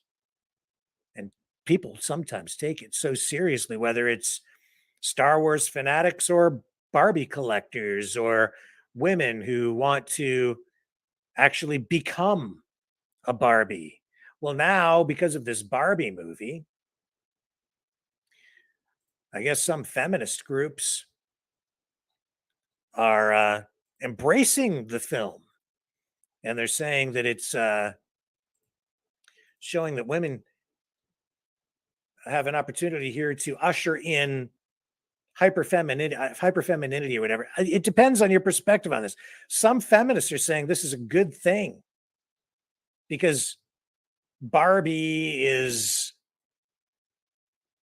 I guess, a role model for women because she's had so many different jobs over the years. She's even been an astronaut, you know, she's done all kinds of different things, a veterinarian, a nurse, might have been a doctor. They've tried to they've tried to make Barbie woke over the years, I guess is the point. Have they succeeded?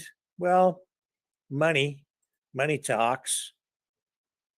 I guess if somebody's making enough money, they'll change their point of view on all of this. But they're actually sitting here trying to tell me and tell you that this Barbie movie actually has a pretty good script.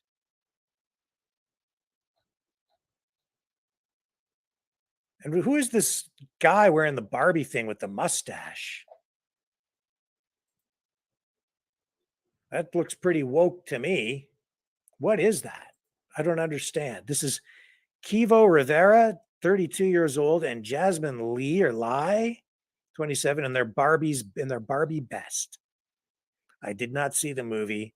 I cannot give you an actual review. I really don't want to see the movie. I'm afraid to see the movie. If I see the movie, my brain may explode. I don't care what they say in this article on NBC about this movie having a good script. I don't believe them. There's no freaking way that this movie has any real depth to it at all. Although, I suppose, maybe I should see it. You could analyze the living daylights out of this thing. Maybe that's what I should do. Maybe I should go see the Barbie movie and give you a full review. I'm very afraid of it, honestly. says here, the movie marks the mainstream arrival of ideologies that have long bubbled up on social media. On TikTok, many women are in the midst of a bimbo renaissance in which the hyperfeminine is embraced. As Barbie debuts, the movie appears to fit perfectly into that cultural moment with its feminist tones, toy fantasy world, and plethora of pink products. This is, to me, bizarre because all of this stuff just a few years ago would have been completely, totally, absolutely, uncategorically rejected by feminists. Barbie might seem like an unlikely vessel for a feminist message, it says here. Throughout her 64-year history, Barbie has been both lauded and criticized for her representation of womanhood. Barbara Millicent Roberts, better known as Barbie, first debuted in 1959 in the American Toy Fair in New York City as an 11-inch blonde with a rosy pout, according to History.com. She was created by Ruth Handler, co-founder of Mattel, after Handler watched her daughter play with paper dolls. So it says here, Barbie has had more than 250 jobs, including as an astronaut landing on the moon 4 years before Neil Armstrong. Ha ha! So there you go. Neil Armstrong wasn't the first human on the moon. He might have been the first man, but Barbie beat him to the lunar surface. Barbie has been shrouded in duality. She's seen as an idealized woman created to mold girls in the shape of the male gaze.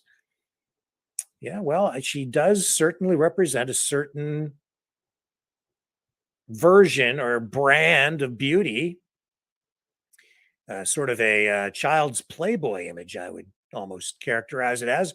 Myself, that's what comes to mind. Or maybe I should say Playboy embraced and other organizations, publications, media companies like Playboy, cultural brands also have adopted that Barbie image as being sort of the ultimate in sex symbology. Barbie's proportions have often been criticized for being unrealistic, with long legs and a petite waist, it says. One study found that if Barbie were a real person with her proportions, she'd have to walk on all fours. Another study published in 2016 in the journal Body Image analyzed the responses of 112 girls between 6 and 8 years old on Long Island who played with dolls of different body shapes and found that more girls who played with thin dolls like Barbie experienced discrepancies between their actual versus ideal body sizes. But some people, some groups, still actually view Barbie as a progressive icon for women. That's what they're trying to do here. You know what this sounds like to me? It sounds like somebody's been paid a lot of money to back off on Barbie, to stop beating up on Barbie because they've got a bunch of money invested in a film that's right now in the theaters and they need to sell tickets. So they need moms to take their daughters and their sons, I guess, and get them all dressed up in pink and get out there to the theaters and buy those tickets up and then buy your Barbies. When I was at the movie theater, they were selling Barbies at the concession. You can buy your Barbies right there. I miss the old days, the old theaters with the sticky floors and the seats that were kind of rickety and caved in and didn't really fit together right anymore because they're all loose and worn out. I like that. I like going to the repertory cinemas, the sort of the art movie houses where they'd run sort of obscure art films and documentaries and things like that. There was one in the town where I grew up, and I used to go down there every Friday and Saturday night, just about every Friday for sure. And I'd go see some obscure movie. That's where I saw things like, too, some actually big movies like Clockwork Orange and Dr. Strangelove. And there was a sci-fi movie I watched there called A Boy and His Dog. Oh, and then there was that great movie. If you haven't seen this, You can probably find parts of it, if not the whole thing, online. My Dinner with Andre. Check that out. You want to blow your mind? Yeah, that goes back to what, the 1980s, I think. And that movie foreshadows everything that we're going through today. I was watching that stuff when I was a kid. I don't know. Maybe I was just a little too weird. But over at InfoWars, here's their take on the Barbie movie. Just to show you the difference in the coverage and the way that the tone. So they go all the way to Madrid's Barbie film premiere in Spain, and they say flooded with disturbing trannies. So you've got the drag queens at it, I guess, for the premiere, and they went to, and so InfoWars is focusing on that. Totally different kind of take on the Barbie movie from the other side of the political spectrum. I think it's kind of weird because, as I say, I mean, mainstream media just a few years ago, they would have just torn that Barbie movie to shreds. But here we are.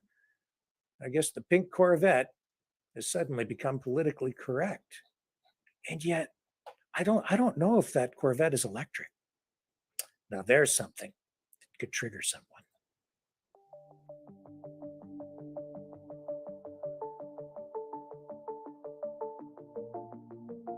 Greetings, brave Mavericks. Our quest for truth continues. We go beyond fake news. Together we expose propaganda. Together we pull others out of rabbit holes. We are maverick thinkers. We are all unique individuals, defenders of individual rights and freedoms, credible, trusted, grounded in reality. Maverick News, Maverick News. Defending free speech, free speech. Donate at freedomreporters.com. Do it now. Tomorrow may be too late. Maverick News. The world is watching.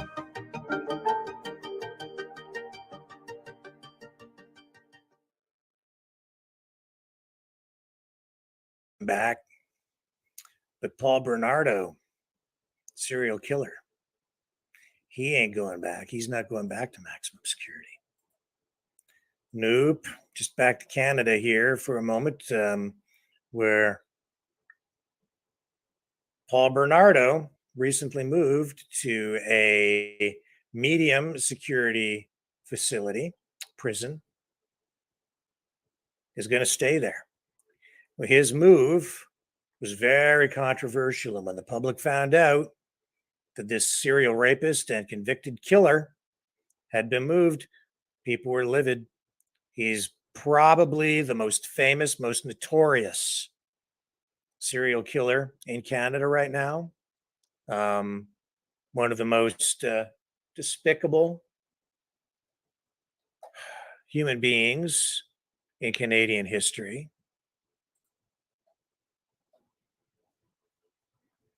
But I guess the Correctional Service of Canada, the CSC, has decided that moving him was the right thing to do, that they're saying that that the decision was, quote, sound. They're saying the move was based in part on what was an effective offender integration plan, and that Bernardo's generally conformist behavior was a positive factor in this, after Bernardo's security classification was reviewed 14 times between 1999 and 2022, basically about every 2 years, which is standard procedure. And they say that the review found that while the review went above policy, in this case, to notify victims, additional steps should have been taken to provide more information. So they're acknowledging that they should have notified the families of the victims before moving him, but nevertheless, they're going to leave him where he is. He's 58 years old now, this guy, and is serving a life sentence, the length of which is not determined. I don't think he'll ever get out. He shouldn't.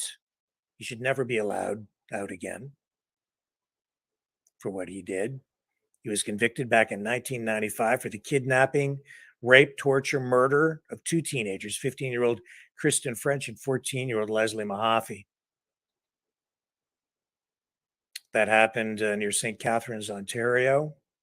He was also convicted of manslaughter in the death of Tammy Homolka, the sister of his then wife, Carla Homolka.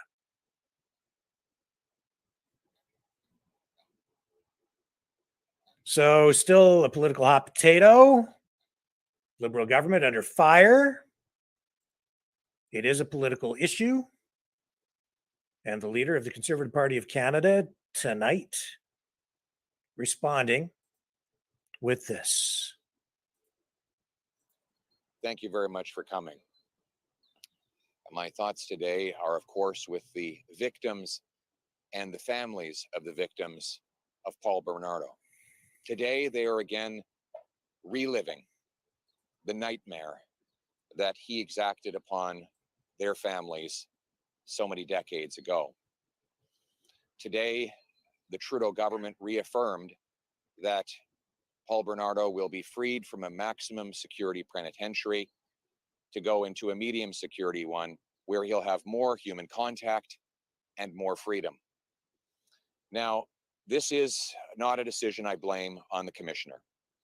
She was just implementing the law that Justin Trudeau passed. Bill C-83 requires the commissioner to give the least restrictive environment to all prisoners, including mass murderers. That was a decision that Justin Trudeau made. The solution is very clear and very obvious. Either the Trudeau government should issue a directive, which is currently in its authority, to require all mass murderers stay in maximum security penitentiaries, or they should adopt Conservative Bill C-423, which would do exactly the same thing. That bill would mean that every single mass murderer would go into a maximum security penitentiary, and it would require no interference in any particular prisoner's case. It is a simple and obvious principle, and I commit today that when I am Prime Minister, I will adopt a law keeping all mass murderers, just like Paul Bernardo, in maximum security penitentiaries where they can do no more harm and where they have no freedom to harm other people. Paul Bernardo should leave prison in a box when he's dead. He should never be out of a maximum security penitentiary. To allow it is an injustice to the victims and their families on whom he exacted his terrible outrages. This attitude of Justin Trudeau that favors criminals over public safety is playing out on the streets of Toronto, where a young mother recently lost her life to a stray bullet from a repeat violent offender who was out of jail despite more than a half a dozen violations of probation orders and many other serious violent crimes. A Poilievre government will end Trudeau's catch and release system, put the most serious repeat violent offenders behind bars to bring home public safety for all Canadians. Thank you. Yeah. Yes. Yes. Is this just their vision of public safety rather than an attempt to actually keep prisoners behind bars? Yes, this is Bill C-75, the catch and release law, has turned repeat violent criminals loose onto the streets of Toronto, Vancouver, and everywhere else and caused crime and chaos. And C-83 has allowed Paul Bernardo and possibly other repeat violent offenders and mass murderers to be released from maximum security to more freedom in a medium security penitentiary. This is the wrong approach. We all believe that a first-time offender who makes a small mistake when they're a teenager deserves a second chance, but these are mass criminals that Trudeau is determined to either move into lower security prisons or back into our streets. And that is one of the reasons why we have this crime wave today. Yeah. Yeah. Would you change those laws or policies regarding CSC? And if so, to what? Yes. Thank you. And the Correctional Services is right. They did follow all the rules. Justin Trudeau wrote those rules. He's the one that passed C-83, requiring that prisoners get the least restrictive environment. And that includes mass murderers like Paul Bernardo. And he has the power to overturn his prior mistake by sending a directive today that all mass murderers should go to maximum security penitentiary. He could adopt the conservative private members bill from Niagara Falls MP Tony Baldinelli to require that mass murderers stay in penitentiaries, maximum penitentiaries forever. These are decisions Trudeau could have made, but he didn't. And as a result, this is his decision to allow Bernardo to leave a maximum security penitentiary. When I'm Prime Minister, I will reverse this policy so that all mass murderers stay in max security penitentiaries for the rest of their lives. Oui. Merci beaucoup. Les services. Okay, so we'll just jump out of that. And just back to the Barbie movie thing. Are you guys aware of the human Barbie? Jessica Alves? If you're not, stay with me because when I come back, this one will blow your mind too. Pretty crazy stuff. Don't go away.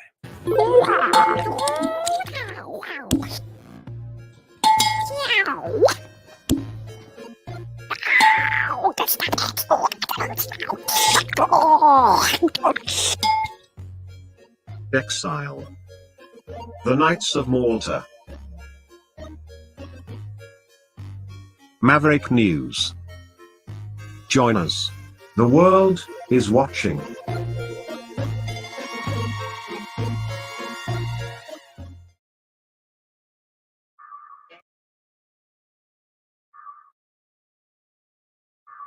Hello, world. Are you awake?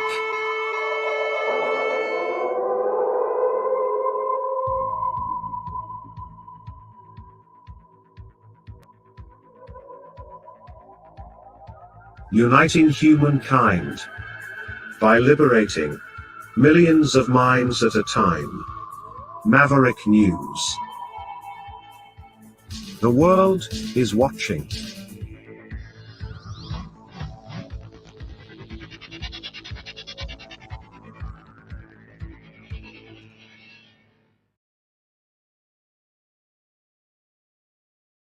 So I mentioned the human Barbie. You're looking at her, him, her. It's 2023, and it's a strange world. So this person, Jessica Alves,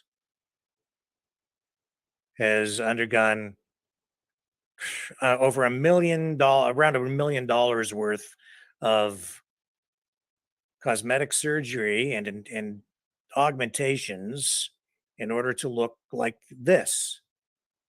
But Jessica was born a male, and when she was young, her grandfather bought Jessica Barbie dolls. See, when I was a kid, my father would not let me have any dolls of any kind. The girls had Barbies when I was a kid. Boys had G.I. Joes. My dad said he's not allowed to have any. So I wasn't allowed to play with dolls, period. No action figures.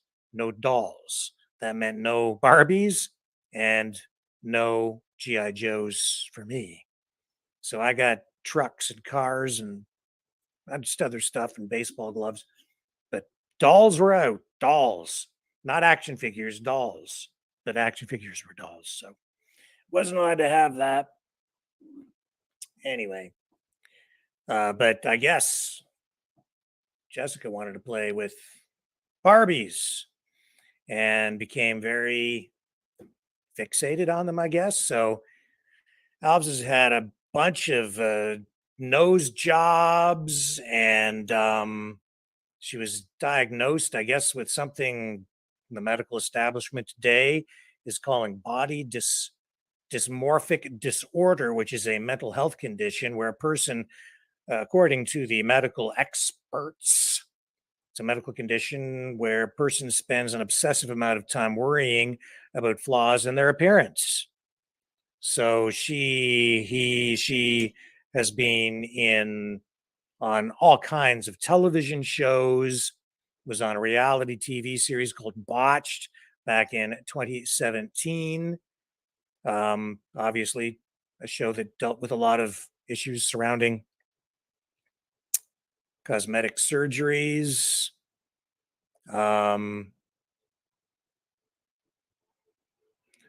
So I don't know, the whole story behind Jessica Alves. I was sort of aware of this. It's just this stuff is not usually on my radar, but because this culture war has deteriorated into this bizarre situation with all of these drag queen story times and the LGBTQ plus blah blah blah protests out on the street on a daily basis now. And then now the Barbie movie, I can't help but think that, what we're seeing in the theaters right now is this thinly veiled battle of the culture movies that's playing out. You've got The Sound of Freedom and one in theater 7, and then right next to it, you've got the Barbie movie in theater 8. And then I went to see the Mission Impossible movie, which deals with a artificial intelligence future. So that's foreshadowing things to come there. And then the Indiana Jones flick. I don't know what to make of that. I'm not sure what the script is there, so I'm not sure if it plays in. But my guess is, like every other movie I've seen in the past probably 10 years, it has some sort of a culture war message attached to it that is designed to engineer society socially. So here's, and this has an impact on people. I don't think there's any question about it. You're seeing it here with this Jessica Alves, who has spent over, like I said, about $1 million on 103 cosmetic procedures, including injections, 51 of which were plastic surgeries. She's had liposuction. She's had gel filler injected into her shoulders, biceps, triceps. She's applied minoxidil topically, has had implants and a number of facelifts. She wears tinted contact lenses. She's had 12 nose jobs. She started to undergo plastic surgery when she was just 17 years old. Said she always felt feminine, struggled to be manly with her personality, and decided to make her appearance as masculine as possible instead. But no matter how much I looked like Ken, she said, nothing eased the pain of being Barbie inside. She actually went through a bunch of these surgeries trying to make herself look like a Ken doll at first. That wasn't working out. Couldn't make herself look enough like Ken, so she transitioned to Barbie. I can't help but think that that's not mentally stable, but who am I to judge? I guess I am, right? That doesn't seem right to me, to go to this level. I can maybe understand somebody if they feel inadequate in some way and they make a choice, they want to do something, but to take it to this extent, my guess is that Jessica probably looked just fine the way he or she or was from the very beginning. But people become very insecure. And, I think that media does play a big role in it, and therefore also government in shaping people's self perception. And they blame it on the media, they blame it on mass media, they blame it on, the fashion industry or advertising, marketing, you know, with stereotyping of women and sending negative messages. But now suddenly, isn't it weird how they're embracing all of this? Where just a few years ago, women were being told, don't get plastic surgery. You shouldn't do that because you're beautiful just the way you are. And now everything has shifted, it's changed. And they're like, oh, no, it's okay. You should get surgery and transition to this or transition to that. It's okay to feel insecure because this will make you feel better. And I'm not sure that it does. Although now the most recent reports indicate that Jessica says that she is 95% satisfied with where things have landed or wound up, where she's at right now. I lived a great life in the past. I've been there, I've done it all. More than 700 television shows in 24 countries. I speak 7 languages. I had a very successful career. Once I decided to transition 3 years ago, I lost pretty much everything. I transitioned throughout COVID. I mean, a lot of us lost a lot of things. Being life changing still is. We are coming back to it now, but coming back to life now, post COVID, I am really happy. I'm fully transitioned. I've done all the surgeries required not to be a woman. I was able also to change even my birth certificate. It says Jessica Alves, born in Brazil, female.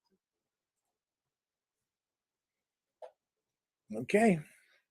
Human Barbie. Something else. I don't know. I just don't know. Not for me. Not for me. I'll be right back.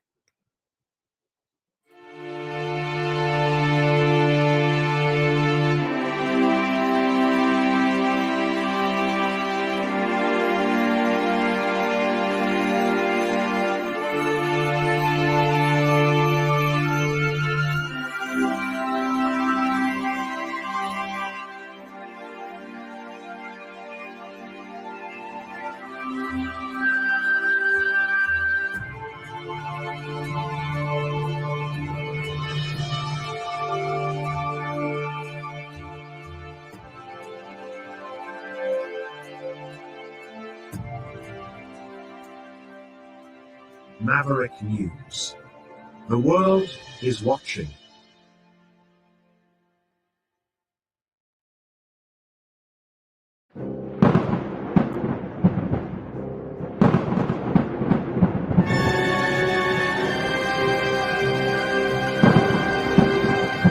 Fear not the storm, for truth is on our side.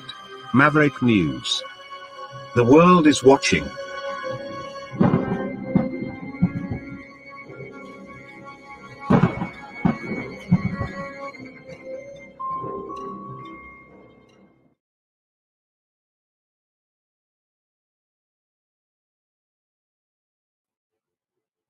Okay, I'm just checking on a news story here that I think I want to share with you, but I just need to get the right information over here. So just give me one moment and I'll get it lined up for you. Don't go away. The New World Order. Government overreach. The Great Reset. Mainstream media lies. Now more than ever, independent voices are needed. Donate now at freedomreporters.com. That's freedomreporters.com.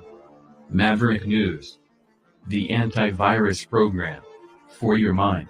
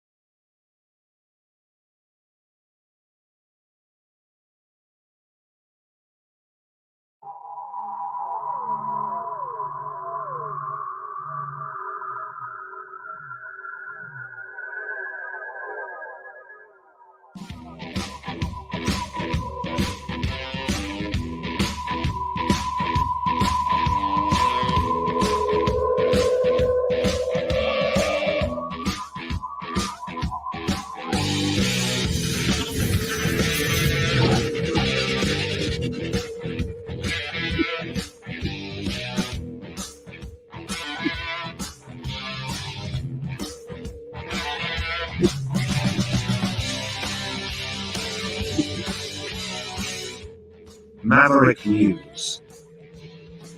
The world is watching.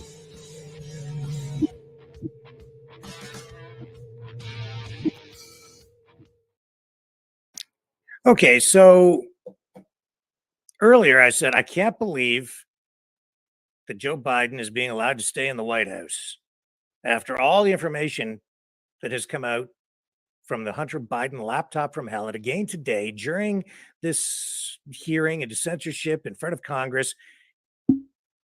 Wow.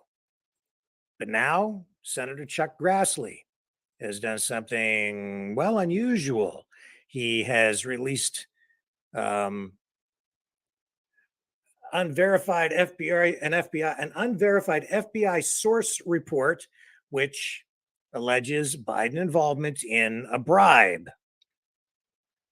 So this is new stuff tonight.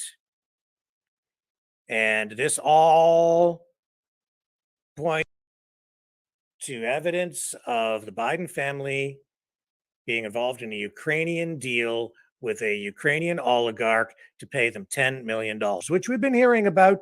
Now, Grassley has accelerated things. He's added to these allegations by releasing this new information, these new documents. So details of this unclassified document known as FD 1023 have emerged in recent months as Republicans have been searching for any evidence that they can find to show that Joe Biden engaged in controversial, shall we say, illegal overseas business dealings with his son Hunter, which Biden, the president, and his aides have constantly, repeatedly denied. But the evidence seems to suggest maybe that's not the case. So back in May, Republicans in Congress, you may remember the big news conference that they had, and they laid out a whole bunch of evidence and documents in detail, which were pretty damning for Joe Biden and Hunter. Well, now Grassley has released these new documents. Here, I'm going to show you. All this happening tonight. Is it going to be enough? I don't know. I don't hold out much hope for any kind of real justice in any of this stuff, because it seems like anything that happens with these political investigations, they always just seem to go nowhere. No one's ever held accountable. But here we go again. Here's Grassley. So here are the documents. Here's the FBI report. As you can see, I think it's up on the screen. Yep. So we've got that. So that's what he has his hands on. Let's go back up here and listen to what Chuck Grassley had to say about this.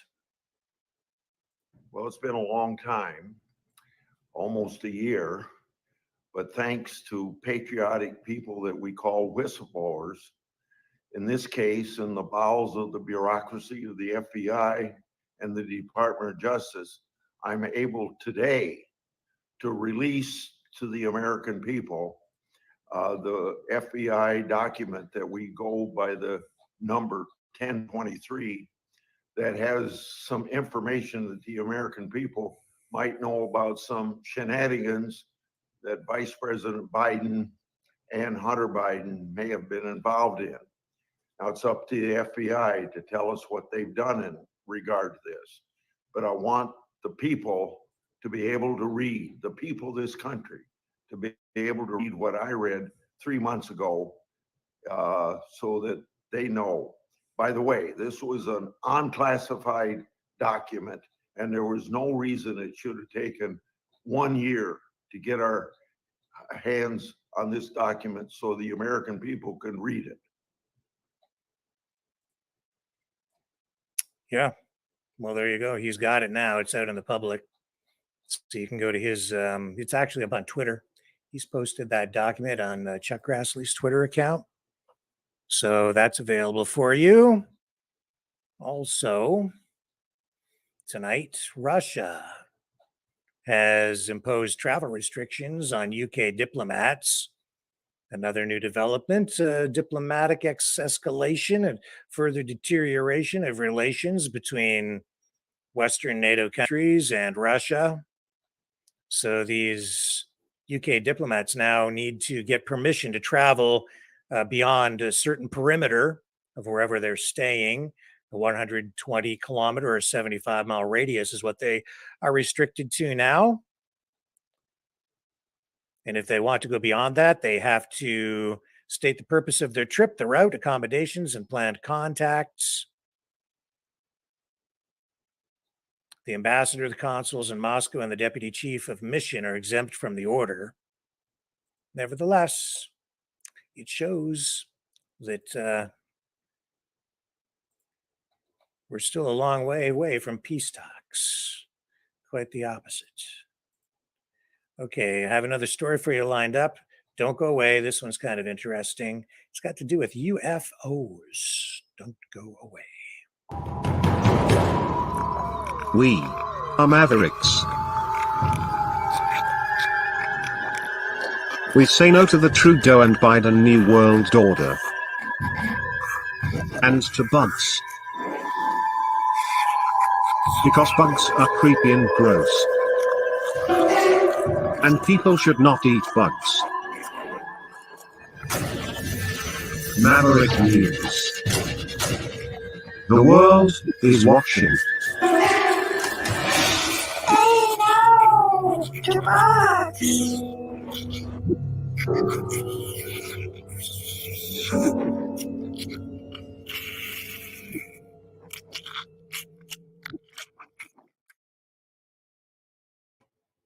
Okay, so, like I said last night, truth is stranger than fiction. But I don't know what to make of all this UFO talk. I think it would be foolish to think that we are alone in the universe. It's a big universe. There's got to be some other place out there somewhere where there's life. Intelligent life like humans, other humans on other planets. I don't know. Are there actually aliens out there flying around? I don't know. People can believe what they want to believe. What I don't quite get, what I don't quite understand is why the media is now acknowledging this stuff, why the US government is coming out with this stuff and talking about it to the level that it is talking about it at. I don't quite get it. I was watching another sort of independent media outlet the other day, and I won't mention who it was because I'm not sure how people might take what I'm about to say, but they were all in on this UFO stuff, man. Like all in. And I kind of like the program, but for me, the story that was told, the person that they interviewed, the story is just a little too far beyond belief for me. People see things in the sky, they don't know what they are. I can buy that. Are there possibly aliens flying around out there? Maybe. Anything is possible, I suppose. And a lot of things can't be explained. And I have people who are close to me who insist that they've actually seen UFOs. Well, tonight, another story, mainstream media. Here's ABC. Big story. Like they're actually giving it some actual play, Actual play. Profile. I don't ever remember a time like this. Here, look.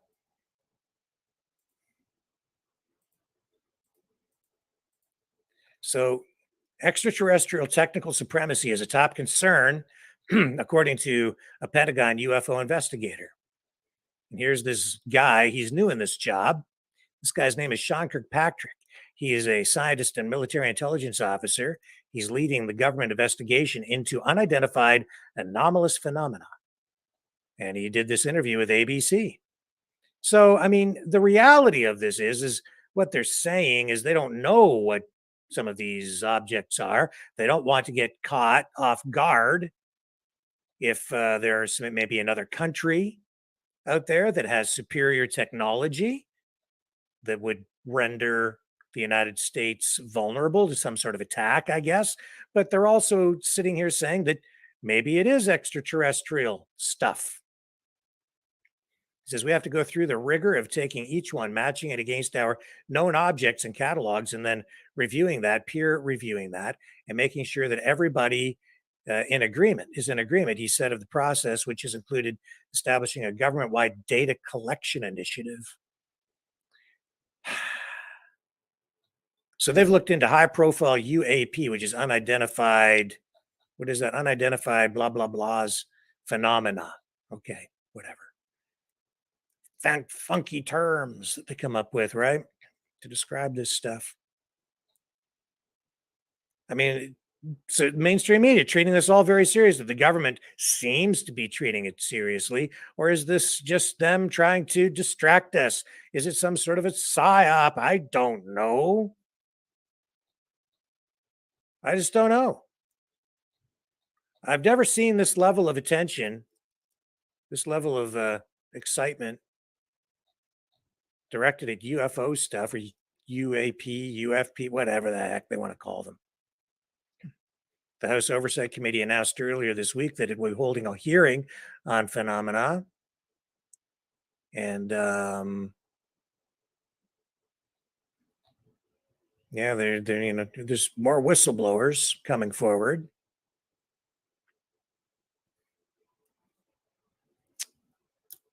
And I guess these things are being pursued, so people are trying to figure out who's telling the truth and what's really going on out there. So this guy, it's his job to kind of get to the bottom of it, I guess. Will they actually tell us the truth? Have they been telling us the truth?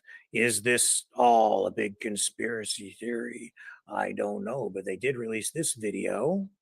When was this? This was U.S. government released this. Can't remember the date on this. It was about a year ago, maybe not even a year ago. Hang on, I'm going to show you this footage. Just get it queued up for you. Where did you go, footage? Too many tabs open. This is pretty, this is, normally UFO footage is kind of grainy and stuff. This, not so much. This is pretty clear. And it, here we go. It's right in here somewhere. Oh, for crying out loud. So many stories here covered.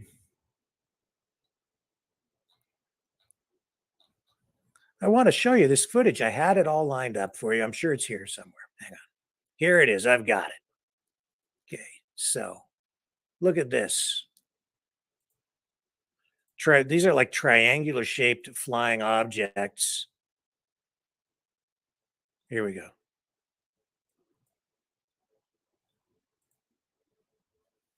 Scan over. Look at that.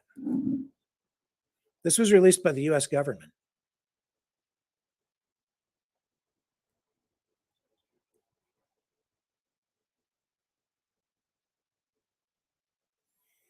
So what is that? Is that a solid object, or is that some sort of a thing being projected onto clouds? Some sort of there's 3 of them up there, you see? At least 3, maybe more.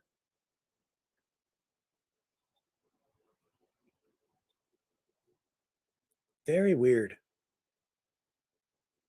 So they appear to be something flying in the air, but that could be done just with light, potentially. I have no idea. I really just don't know.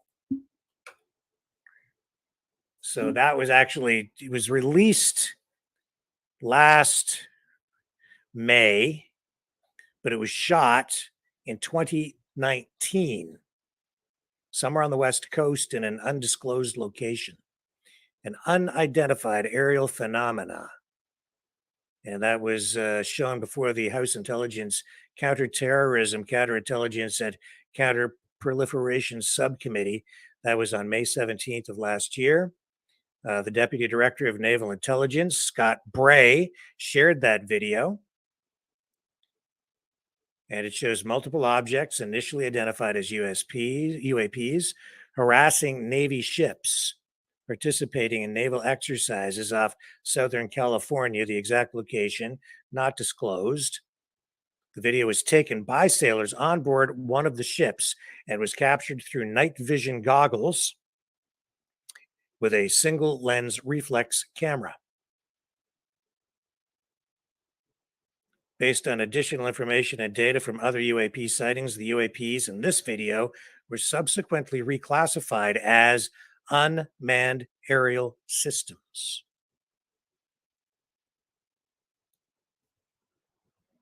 Well, maybe we're not alone. Maybe we got some visitors out there. A lot of talk about UFOs right now. Well, folks, I'm going to wrap it up at this point. We will be back tomorrow night, same time, same station. We do need your help. If you want this channel to continue, we do need some support. I'm just being straight up with you. We've got some bills to pay, and we could really use a little bit of help. So if you're inclined to do that, you can donate at freedomreporters.com. Where is it? There's the banner right there. freedomreporters.com. That'll take you to the PayPal page. You can also donate at maverickdonations.com. I know that some of you don't like to use PayPal, and that's why we have the Give, Send, Go set up over on that URL, maverickdonations.com. So I would really appreciate support of any kind. Truly would. It's very, very difficult to sit here literally like 7 days a week, prepare all day, and then do the broadcast every night and pay the bills. It takes me away from everything else, honestly. So this is pretty much mostly what I'm doing all the time, is just getting these broadcasts together every night. If you like what we're doing, it's up to you to keep it going. We need support. Bottom line, that's it. Otherwise, we can't be here. So it's up to you. Because we've got bills to pay. Is the bottom line. And they're coming due. So I'll leave it out there at that. Yeah. Please like, share, subscribe. If you haven't subscribed on YouTube, please consider doing that. Hit the notification bell. We've got more than one YouTube channel as well. So please subscribe on all of them if you find them. And please consider subscribing over on our Rumble channels as well. That is super important, because then we won't, we continue on over there, even if we get kicked off these other platforms. Our Facebook ban remains in place, but we'll hopefully be allowed to start posting again over there at some point. We're still up on Twitter and Twitch and CloudHub and Gab and these other places as well. We don't actually post on Gab Video, but we post the links and things over there. YouTube, we're up over there with, posting the videos afterward and other content.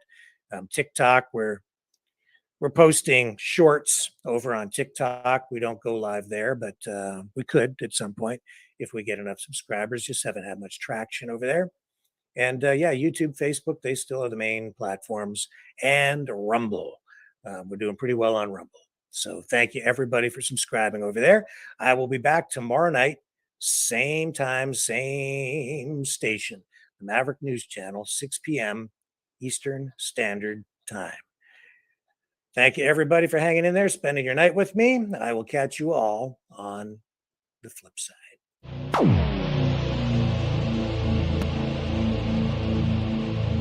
This has been a Maverick Multimedia Productions.